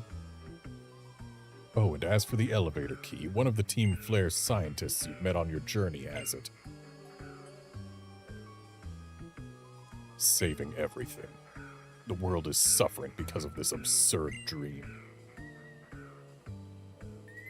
Why couldn't I just hop in the elevator with him? I already beat him in a Pokemon match. What was he gonna do, huh?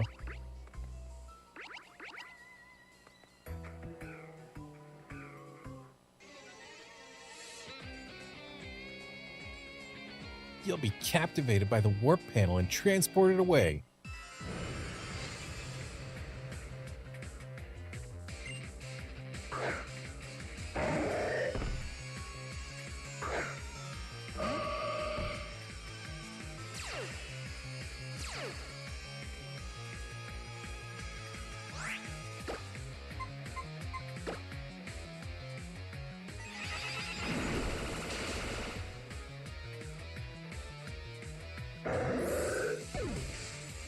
It's actually kind of interesting to think that Monster Hunter Stories 3 is quite likely to come out before the series' 10th anniversary.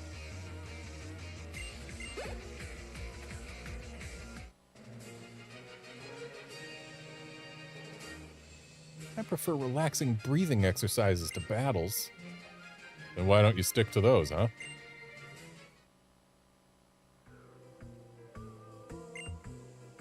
The warp panels transport both happiness and sadness in equal measure. Yeah, because they transport the person feeling those. They don't actually transport the emotions. The person keeps those with them. Oh, gee, this must be the scientist who's got the elevator key, right? You know, the first one we run across.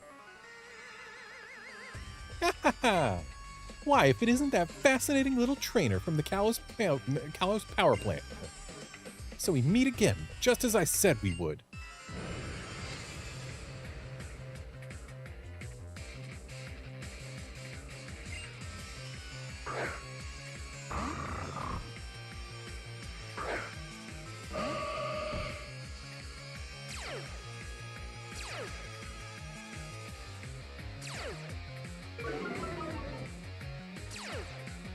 So we outspeed.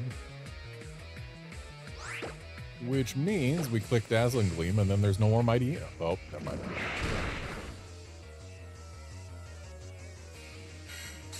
Well, thankfully our Intimidate mattered slightly. It reduced the damage we took.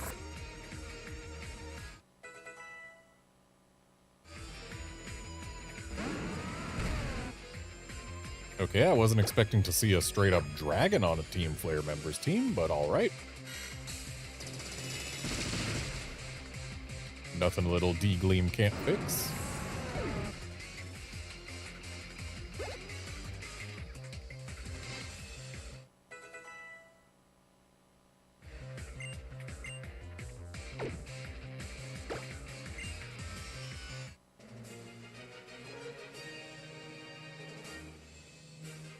You sure are an interesting trainer. You're far more capable than our useless grunts.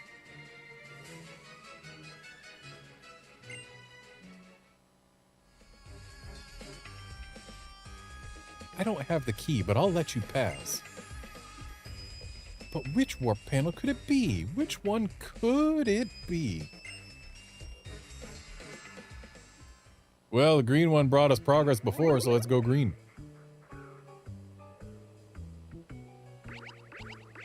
And Outlander, Team Flare isn't entirely designed to be destroyed by Fairy, because Fairy doesn't do so hot against fire types. Time for me to lay waste to you and your Pokemon and finally get recognized by the admins.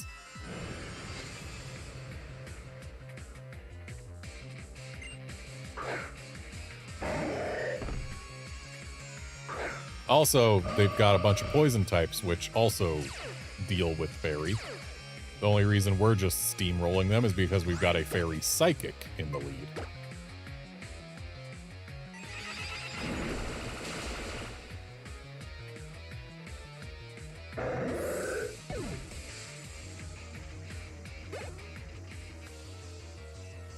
Yeah, if anything, it feels like Team Flare was designed to get destroyed specifically by Gardevoir. Which, considering what they put on the champion's team as her ace, yeah, I feel like that was intentional.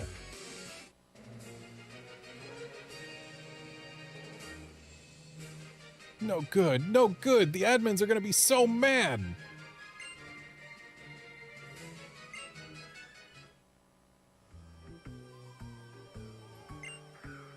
We were told that as long as we created a ruckus, we could advance within Team Flare. Those scientists get special treatment, though. They're real close to Lysander, after all.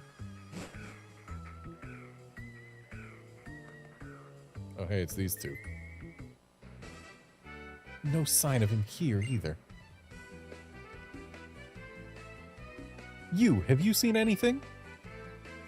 We're looking for a really tall guy. And I mean tall. If you stretched out a Seviper and stood it up, he'd be that tall. We received some intelligence that Team Flare is also trying to find him for some reason. His relationship to Team Flare is still a mystery, but... Oh, by the way, I've got something for you. Take these with you, Garnet.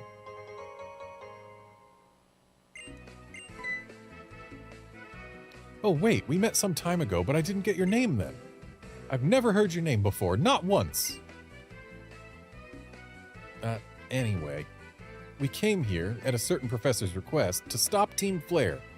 I assume your goal is the same? Don't do anything reckless, okay?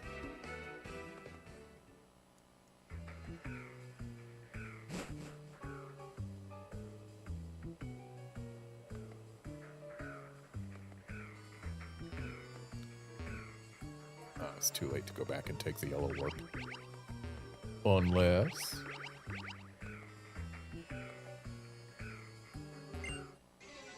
fashionable people can battle too. I mean, yeah, your fashion has nothing to do with your ability to battle.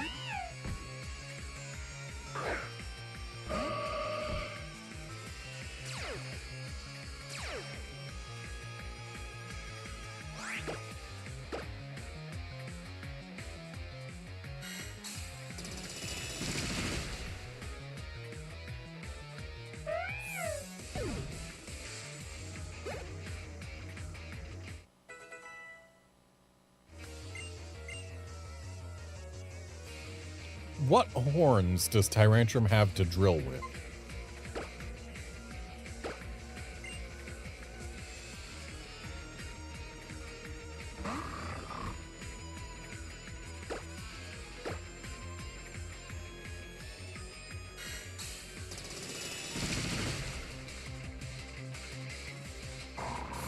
Like, I know it's got, like, the crest on its forehead, but that doesn't strike me as horns. Especially not horn drilling horns. Fashionable people can be sad too. Yes, your emotions have nothing to do with your fashion. Fashionable people can lose too. Yes, it's almost as though fashionable people are just people. What? You want to lie down and take a little nap? What a softie. Do you think you can really use this TM? I mean, I could. I'm not gonna, but I could. When taunt is used against Pokemon, they can only use moves that damage others.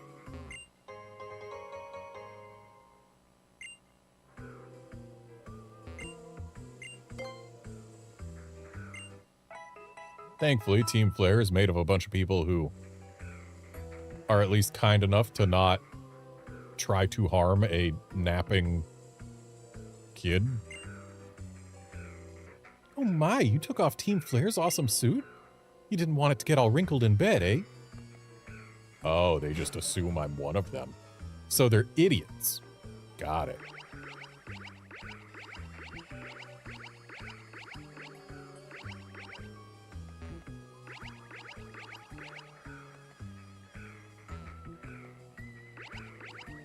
Alright, so this is back where we started.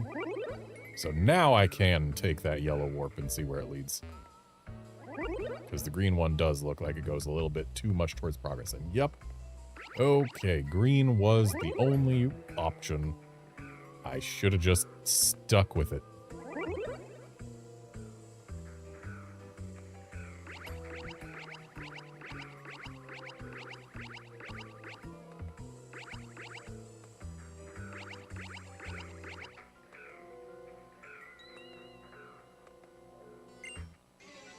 I'm gonna send you spinning.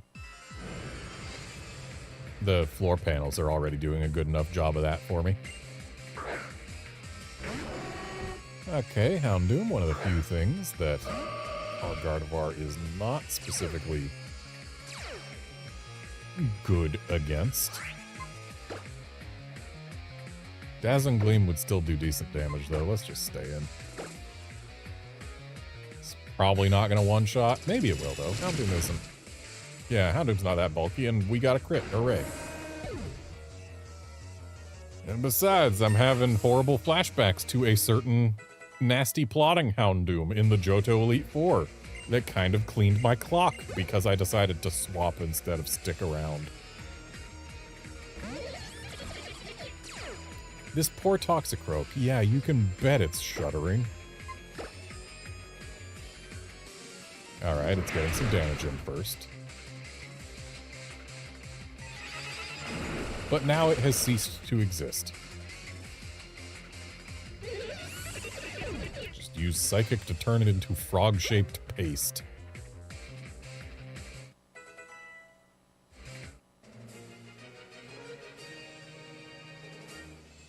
Whatever, I care not if I lose. I'll be in a brand new world of beauty and perfection soon.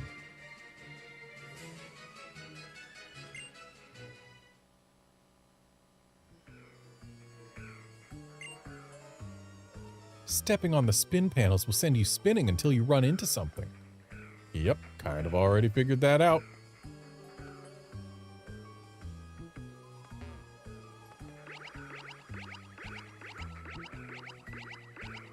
Oh, that was quite a setback.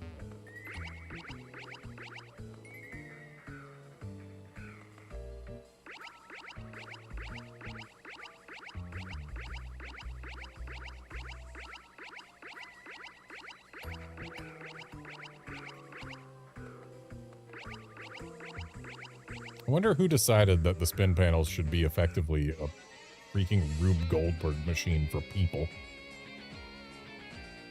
Wow, you came all this way? I suppose I'd better cheer. Go Team Flare! Go, go Team Flare! To the L, to the A, to the R, to the E!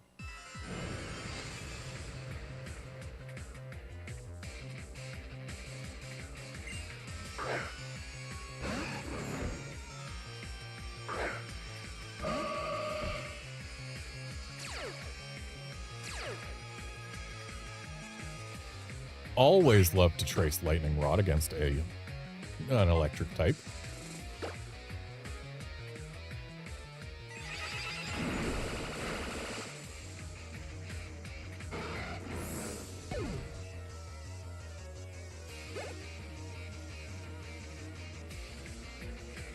Outlander, that story you're imagining is Team Rainbow Rocket in Ultra Sun and Ultra Moon.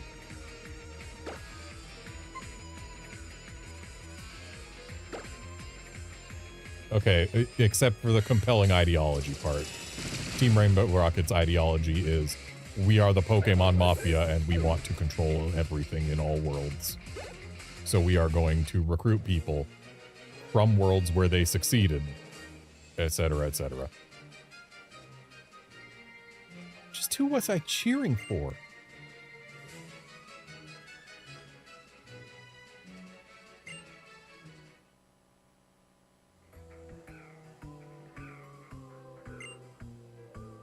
We were researching the ultimate weapon along with Lysander and his team of scientists in order to bring about world peace.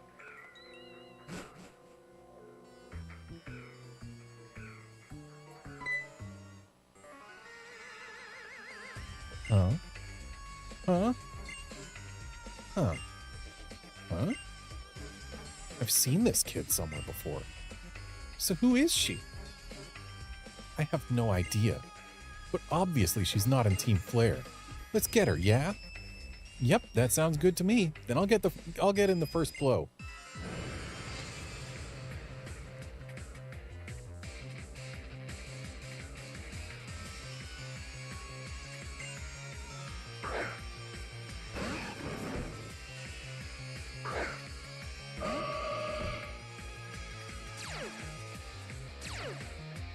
Aw, this one's only got static, not lightning rod.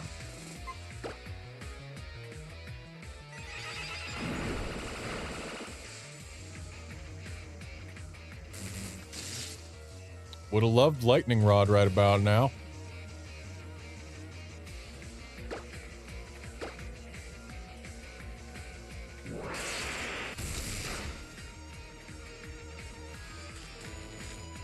But yeah, Outlander, the post-game thing in Ultra Sun and Ultra Moon was, oh no, Team Rainbow Rocket came from Ultra Space or wherever, from alternate worlds. And they're a collection of all the villains from all the villainous teams who have joined together under Giovanni, and it's all from timelines where they actually succeeded. So, like, Archie has a Kyogre, and Maxie has a Groudon, etc., etc. And they're trying to take over the world. So you go stop them, and then they're like, oh, well, you beat us, bye. And then they stop existing in the game. And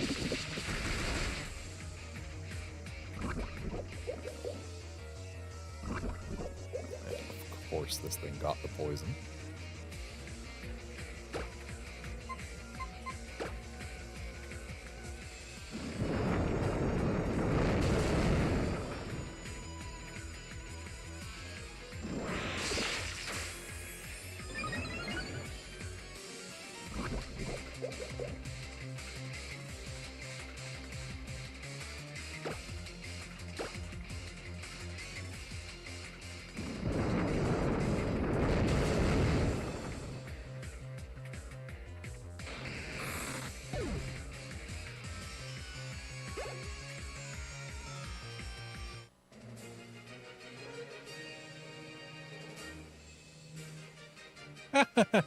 You beat us good. Wow, we are so lame.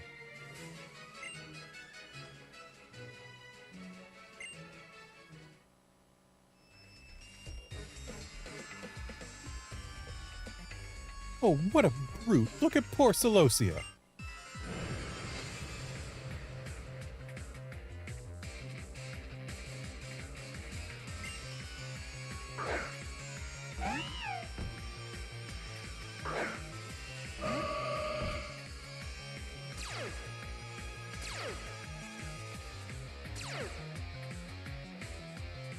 Well, that was a useful trace.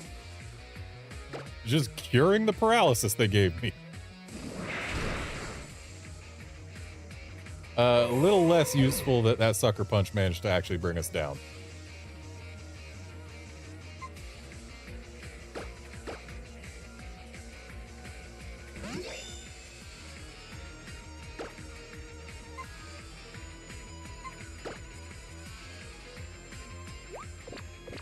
Oh, I'm glad I didn't decide to click Swords Dance.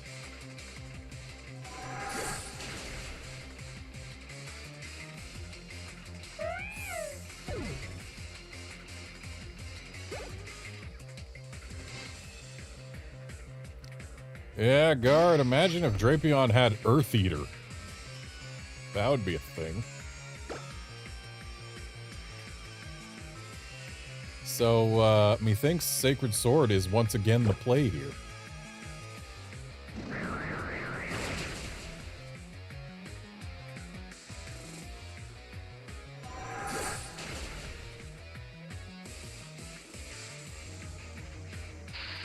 Nice unnecessary crit. 4 times effective Sacred Sword from a Doublade was already going to bring that Bisharp down.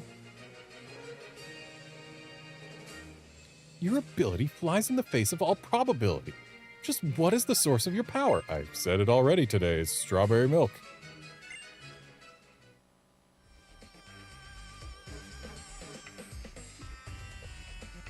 What's this? Who would have thought a child like you could beat us both? You and your Pokemon were utterly in sync in that battle, and I know why. You're here for answers, aren't you? I suppose we're at your mercy. I will tell you what I know, at least. We've been using the electricity we stole from the power plant to get everything prepared for activating the ultimate weapon. But it's not like that's all we'll need to use it. Are you following me? We'll need the energy absorbed from Pokemon to power the device. Yes, it's the stones on Route 10 that will steal that energy for us and power the ultimate weapon. In reality, those stones that line Route 10 are the graves of Pokemon. When the ultimate weapon was used to end that horrible war over 3,000 years ago, it stole the lives of all those Pokemon. Their lives were the price of peace then.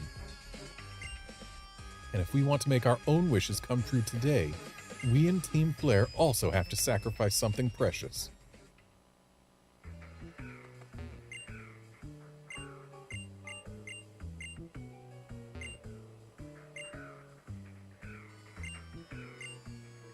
That's right, the stones on Route 10 normally put out energy.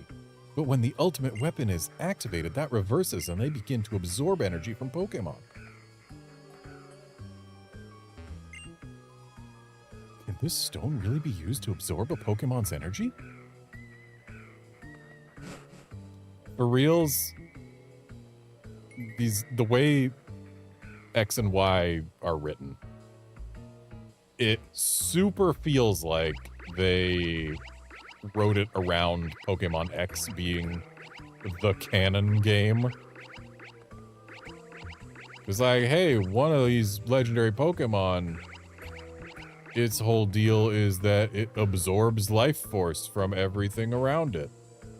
The other one, its whole deal is that it gives life force? Gee, which one of these seems more like the type of thing that would power a weapon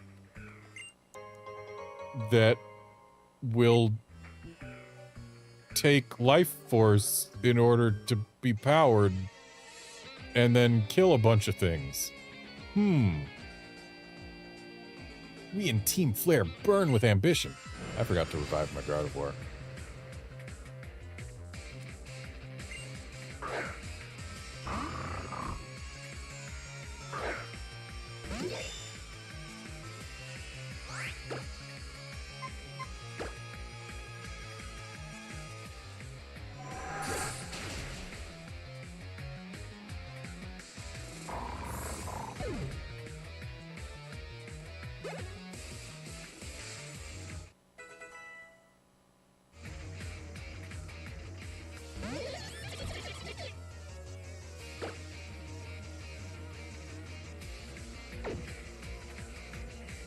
Well, I am immune to both of this thing's stabs.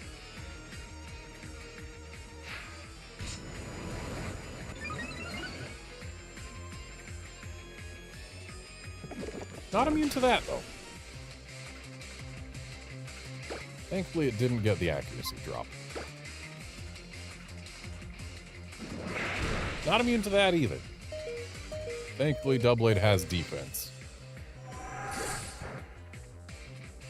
Right. Well, Shadow Sneak will get rid of this.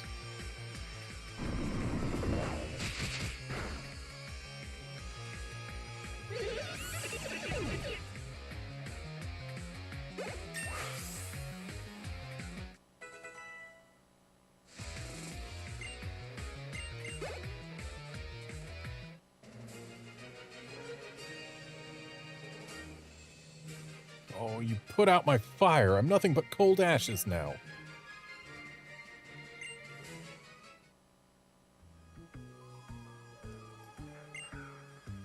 Those who live life with a burning passion must eventually burn out and extinguish, right? Yeah, when you think about Pokemon games and which versions are or are not canon, and I know I'm skipping things here, but what I want is to not go in circles like a little fool. This person watching me must think I'm the biggest idiot in the world. Now what I want is to get back to the nap room.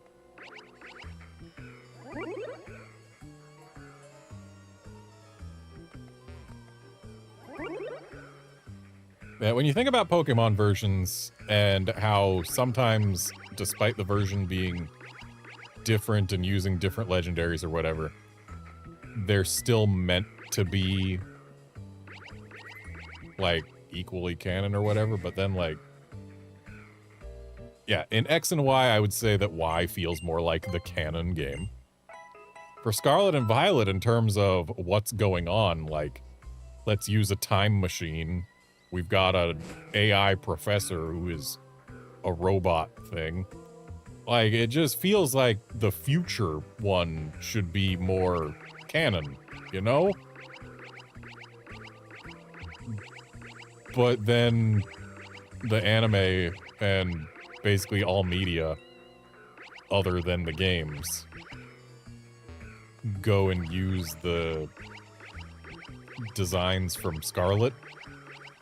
So it's like, oh, I guess Scarlet's the one that's canon. Even though the way the story's written, Violet seems closer to canon.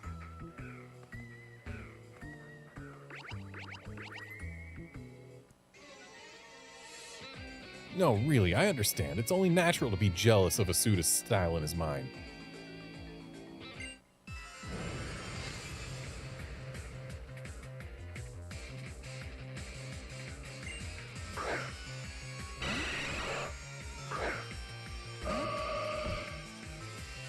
I mean, at least Ruby and Sapphire, those change the whole general story flow.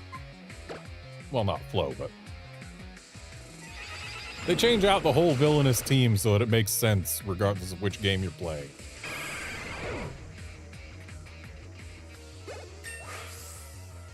Then Gen 4, it doesn't really matter which one you're playing, because Cyrus's plan works just as well with either Giratina or, not Giratina, either Palkia or Dialga. Though admittedly, I would say that Palkia feels the slightest bit more able to create a new universe, what with being the Pokemon that controls space.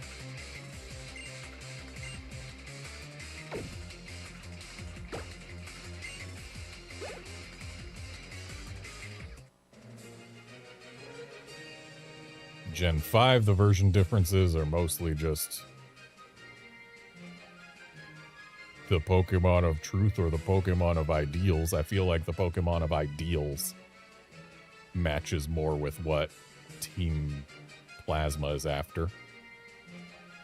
It's the Pokemon of Truth, They certainly aren't being the most truthful, let's say that. Win or lose, style is all. In a suit like this, I've got standards to live up to.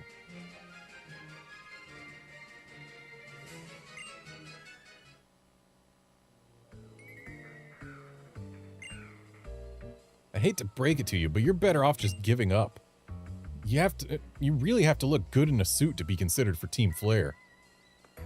There's a green warp that I skipped earlier. Going back around so that I can get it again. Or get there again and actually go in it. And then Gen 6 after Gen 5 is the game that we're in right now. I've already said Y feels more canon. Gen 7... I don't think there's really enough of a difference there. Yeah.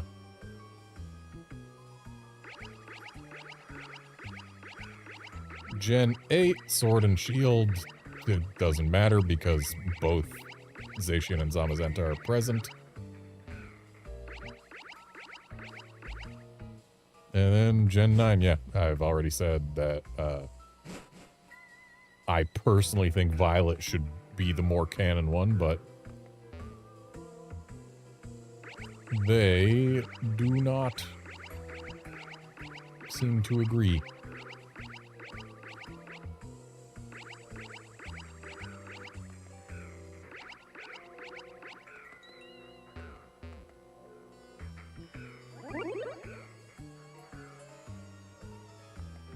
Alright, what's through here? A door. That leads to a single item. But it's a rare candy, so we'll forgive that. Why are we allowed behind here? Oh, hang on. Stop. Stop! There's too much here! I want to read it all, but I quickly pressed through the first one thinking that it's probably nothing. There's a report on the desk. Oh, it's the same on all 3 pieces of paper. Got it. When I was young, I went on a journey around Kalos with my Pokemon. I reached out to help those suffering because they had nothing. At first, they were grateful, but eventually they began to take my help for granted and demand more and more. Will fools like those people consume the Kalos region? This world is stable and secure, so the population of people and Pokemon continues to increase unabated. But there is a limit to the amount of money and energy the world is capable of producing. Is there? Like in a world where we've got Pokemon, magical creatures who, many of whom produce energy within their own bodies, just endlessly for free? Specifically in this world, you say there's a limit on the energy the world can produce. I don't buy it. Either everything is lost or only a handful are saved. This is something best not left to man. I must use a tool of higher power.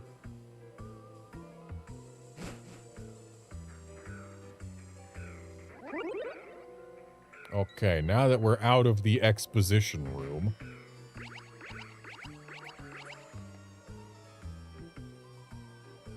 Actually, where did the spin panels in next to the exposition room lead to? I should find that out.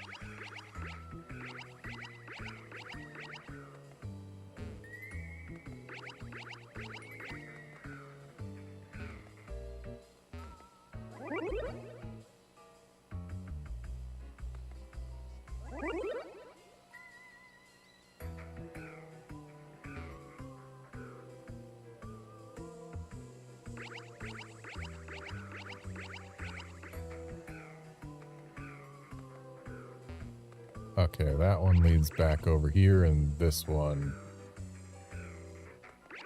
was inaccessible from the exposition room anyway, so it doesn't matter. I should go ahead and take another nap on this here bed while I can. We're only missing a few PP, but sometimes that makes a difference.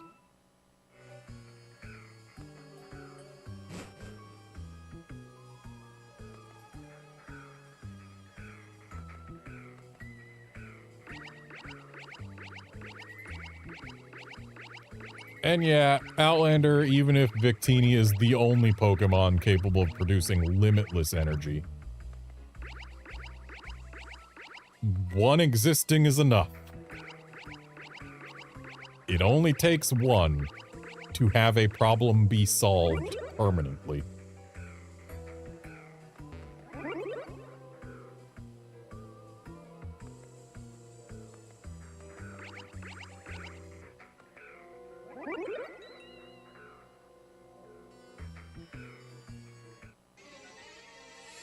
Haha, it sure does feel good to let loose every once in a while.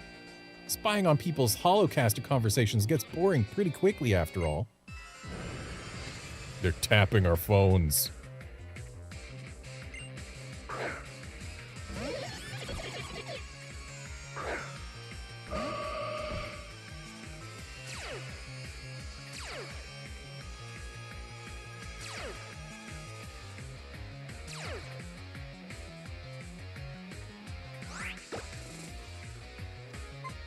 I've never liked the Holocaster as a concept. Like, okay, so it's a phone, but instead of just talking on the phone, it creates a holographic representation of who you're talking to. And judging by some of the conversations we've had, the people who are getting holographically represented can also see our surroundings somehow. It's not like it creates a holographic representation of the surroundings of whoever you're talking to. It's weird. I don't like it. Why not just have phones? But then again, considering we have now gone through Gens 8 and 9 with Rotom phones, I'm getting real freaking tired of Rotom phones. And then Legends Arceus with the Arc phone. And now Pokemon Legends ZA with Rotom phones. We don't have to have phones. And also, please, let us have phones that do not have a Rotom in them. Let there just be a phone. Nice, my Pokemon like to let loose every once in a while too.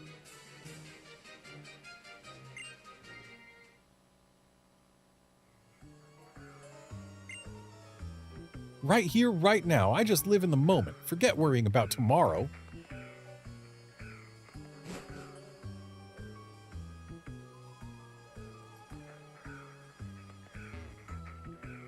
Hey, Mabel, you feel like becoming a Pokemon professor, giving us Dex tasks in a future game? Oh. You're that kid from the Frost Cavern. On your lonesome this time. Yep. Ooh, that's cold. Colder than that cavern. Your Pokemon don't even count for anything? I mean, people-wise, I'm on my lonesome. You knew what you were asking. We gather data about all the trainers in the region through the Holocaster, so we know all about you guys. And you know how to awaken, or how the Mega Ring is used to awaken a Pokemon's power, right? Just like how the ultimate weapon can max out a Pokemon's power. Looks like you and me are practically after the same thing, yeah? Not really, I don't really care about Mega Evolution. I'm not using it until I get to the Battle Tower equivalent.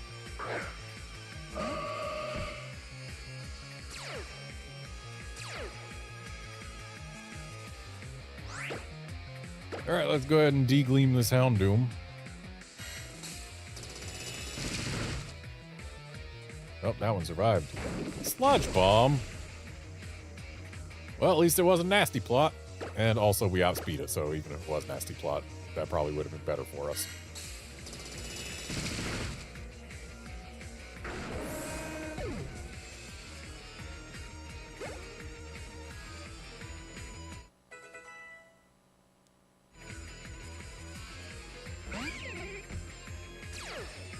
And Outlander, I know how to salvage this. It's not that my Pokemon don't count for anything, it's that I consider them an extension of myself. And therefore, when I'm traveling with only my Pokemon, I am by my lonesome because they're practically a part of me. There we go. Salvaged. And I got lucky that that Night Slash didn't crit, because if it did, I probably would have lost Dartmoor.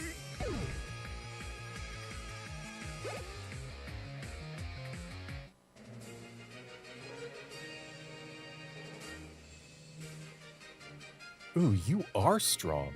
You and your Pokemon are most certainly not ordinary.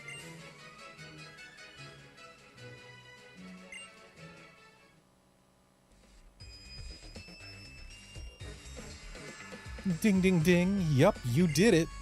To the victor goes the spoils. Here, an elevator key for you.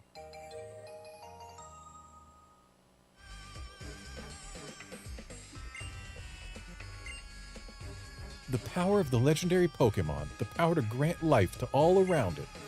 It's a mysterious ability that even scientists like us haven't been able to really decode. What do you think will happen to the world if we fuel the ultimate weapon with something like that? Ah yes, fueling the ultimate weapon with the power to give life to things will surely kill things everywhere. Yup, that makes sense, and is a very valid way for the story of this game to go. Yup, The power to grant life to everything is clearly all you need to make a weapon of mass destruction.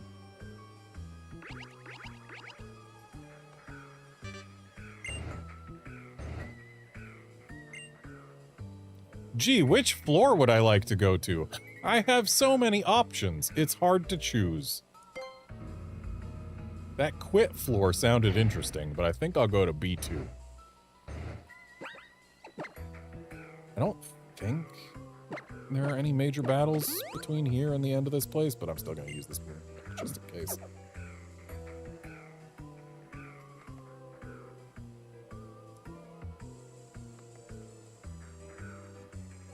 Listen, one who will face Lysander.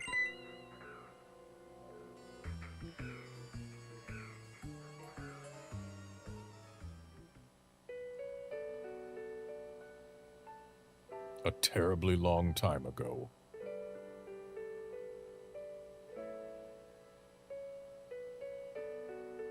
There was a man and a Pokemon. He loved that Pokemon very much.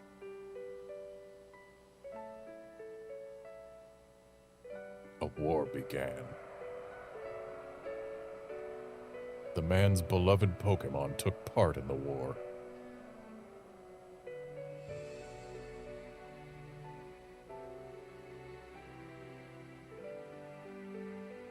Several years passed. He was given a tiny box.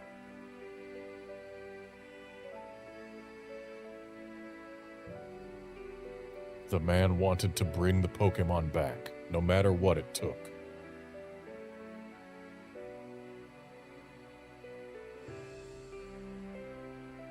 The man built a machine to give it life.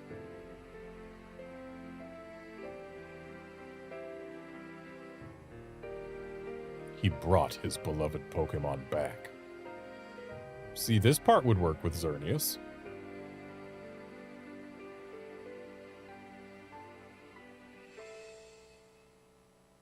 The man had suffered too much. His rage still had not subsided.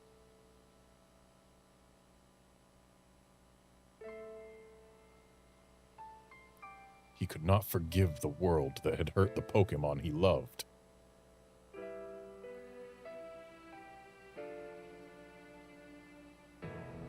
He turned the machine into the ultimate weapon.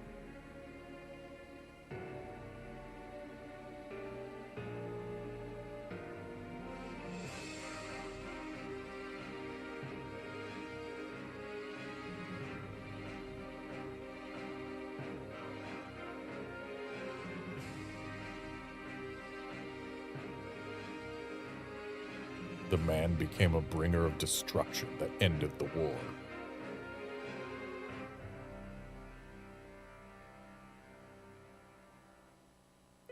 The Pokemon that was given life must have known.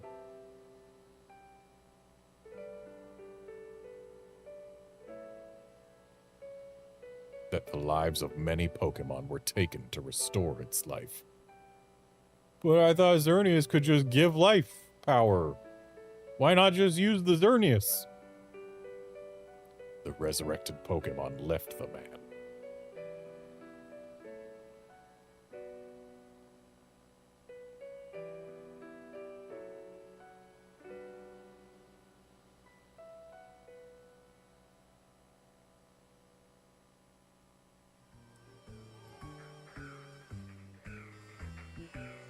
Get the key back. It should not be used. Everything will vanish again. Do you want to know unending pain like I have? That is AZ. He has the same name as a king that lived 3,000 years ago. And for some unknown reason, he had the key to the ultimate weapon hung around his neck. It's finally time. Follow me to my chambers.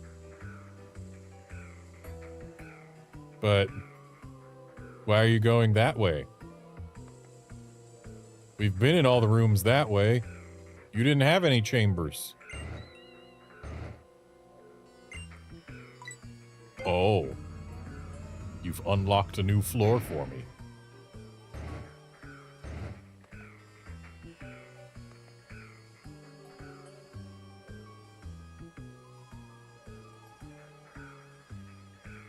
So the Pokeballs we received and the Pokemon we've gathered are where they need to be. Add it all up and it means all preparations are complete. The only thing left to do is put the plan in motion. I'm counting on you. I probably wasn't giving Xerosic this voice before, but looking at him again, he seems the type to have a clown-like voice. One push of a button and we can activate the ultimate weapon from this room. I believe being a chosen one means you have the potential to change the future. Whether we activate the ultimate weapon or leave it safely underground will rest upon if you actually have this potential or not. Oh, ho, ho. You're the one I've heard so much about. I've been waiting for you. I need to do a little research on you. Come, let us begin.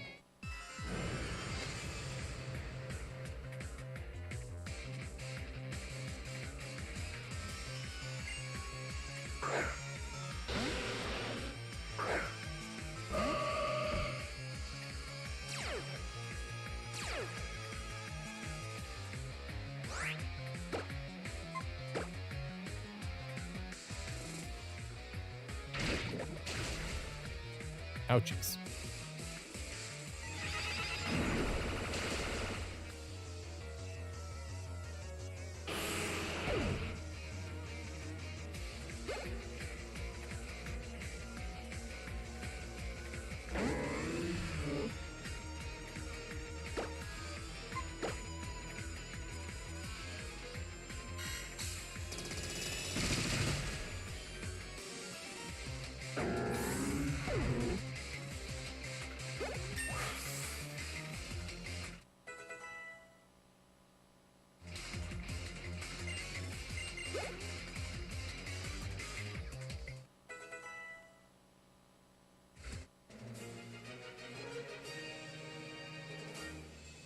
Oh, you're wonderful. Your Pokemon are amazing. You only saw one of them. Wonderful, amazing. You have tremendous skill and bravery. When you add that up, it means I will tell you something very interesting. It happened 3,000 years ago. The ultimate weapon was used to put an end to the war in an instant. If we use that incredible power, we can finally free Kalos of the foolish humans that plague it. Behind me, you'll find a red button and a blue button. One of them is the button for activating the ultimate weapon. Push one now. Come on, push one. I mean, if I press no buttons, then the ultimate weapon just doesn't get activated, right? But nah. Your Team Flare, your guy's whole deal is red, so red is gonna be the button that activates your plan and kills a whole bunch of people. Cause, yeah, red. So we push blue.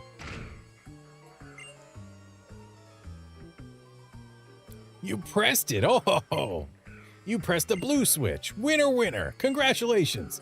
But I'm still going to activate the ultimate weapon. I know the boss promised that we wouldn't if you pushed the correct button, but I refuse to let the potential go to waste. I'll just use my remote here. Click, click, and the power is on. Come on, look. Look at the monitor.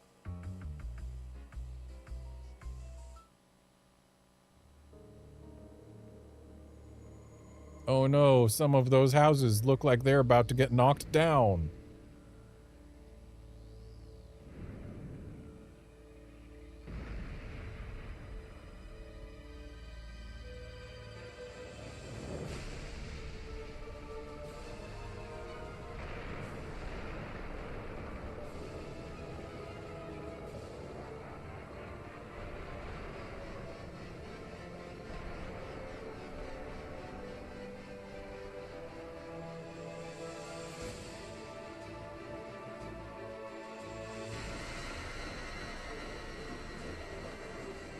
Not gonna lie, it amuses me that the houses apparently had no foundations. They were just sitting on the ground.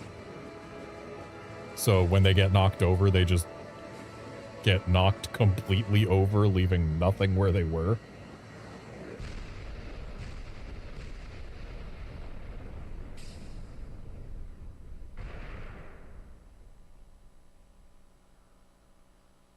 Like, look at them. They didn't leave anything behind.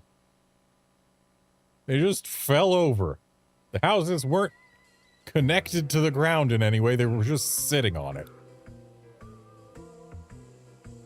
Did you see? The ultimate weapon is reborn. The poisonous flower has bloomed. All shall perish except for Team Flare. How are you going to ensure that that's the case? Look at Geosenge. Excuse me. It has bloomed in Geosenge Town. The boss's dream of creating a beautiful world will come true. Add it all up and it equals a victory for our science.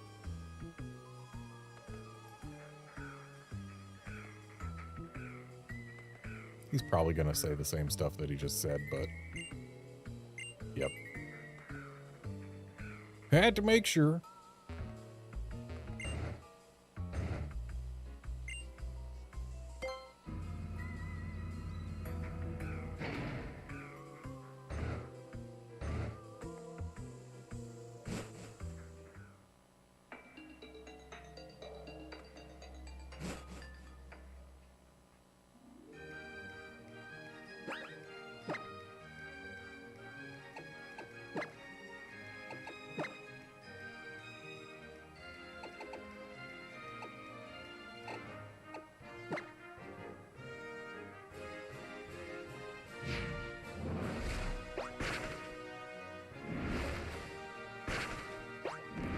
Also, while they were doing the wide shots of Geosenge and panning the camera around, some buildings that should have been absolutely visible weren't. Like, they showed this fence, but there was no hotel connected to it. It was just a fenced-off area that was empty. They really simplified the town just to, I guess, try and make it run better, because the people making these games, this was... Pretty sure this was the first 3D game that the Pokémon Company made, or that Game Freak made, rather. So yeah, even today, they're still learning how to do 3D properly, so gotta give them a bit of a break, but it's kind of amusing. I do know from games that also feature monsters, but not pocket monsters, that the 3DS is capable of a lot more than this game makes it look like. But yeah. Houses just got knocked down. This will never not amuse me.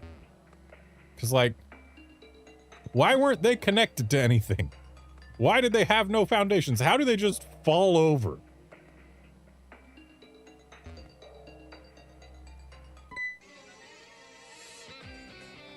You'd better have come here prepared, both you and your Pokemon.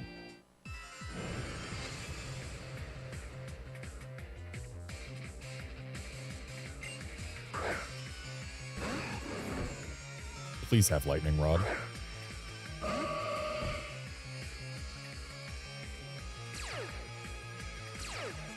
Nice.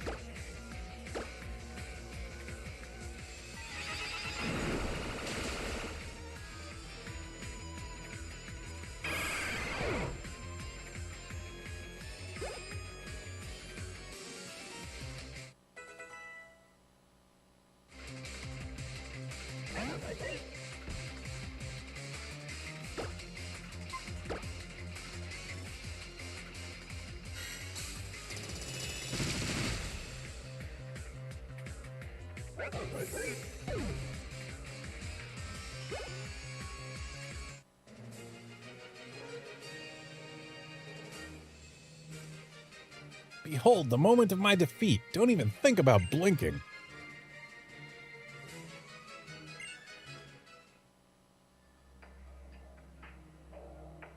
Lysander does whatever he can to help us realize our goals. Surely he deserves respect for that.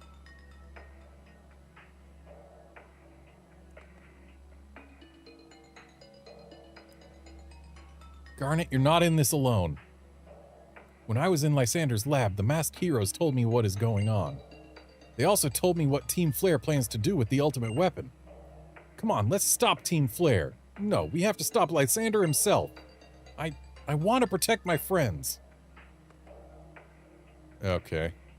Well, you slowed me down, but okay. Though, slowing down is okay sometimes, because actually, time to call this a stream. Let's do one more Xerneas check. And... surprise, not shiny. Alright, so that's going to be it for this stream. Thanks, folks, for dropping by to watch and chat and all of that. I will be back tomorrow when we are going to have 2 Xerneas on screen at once, unless...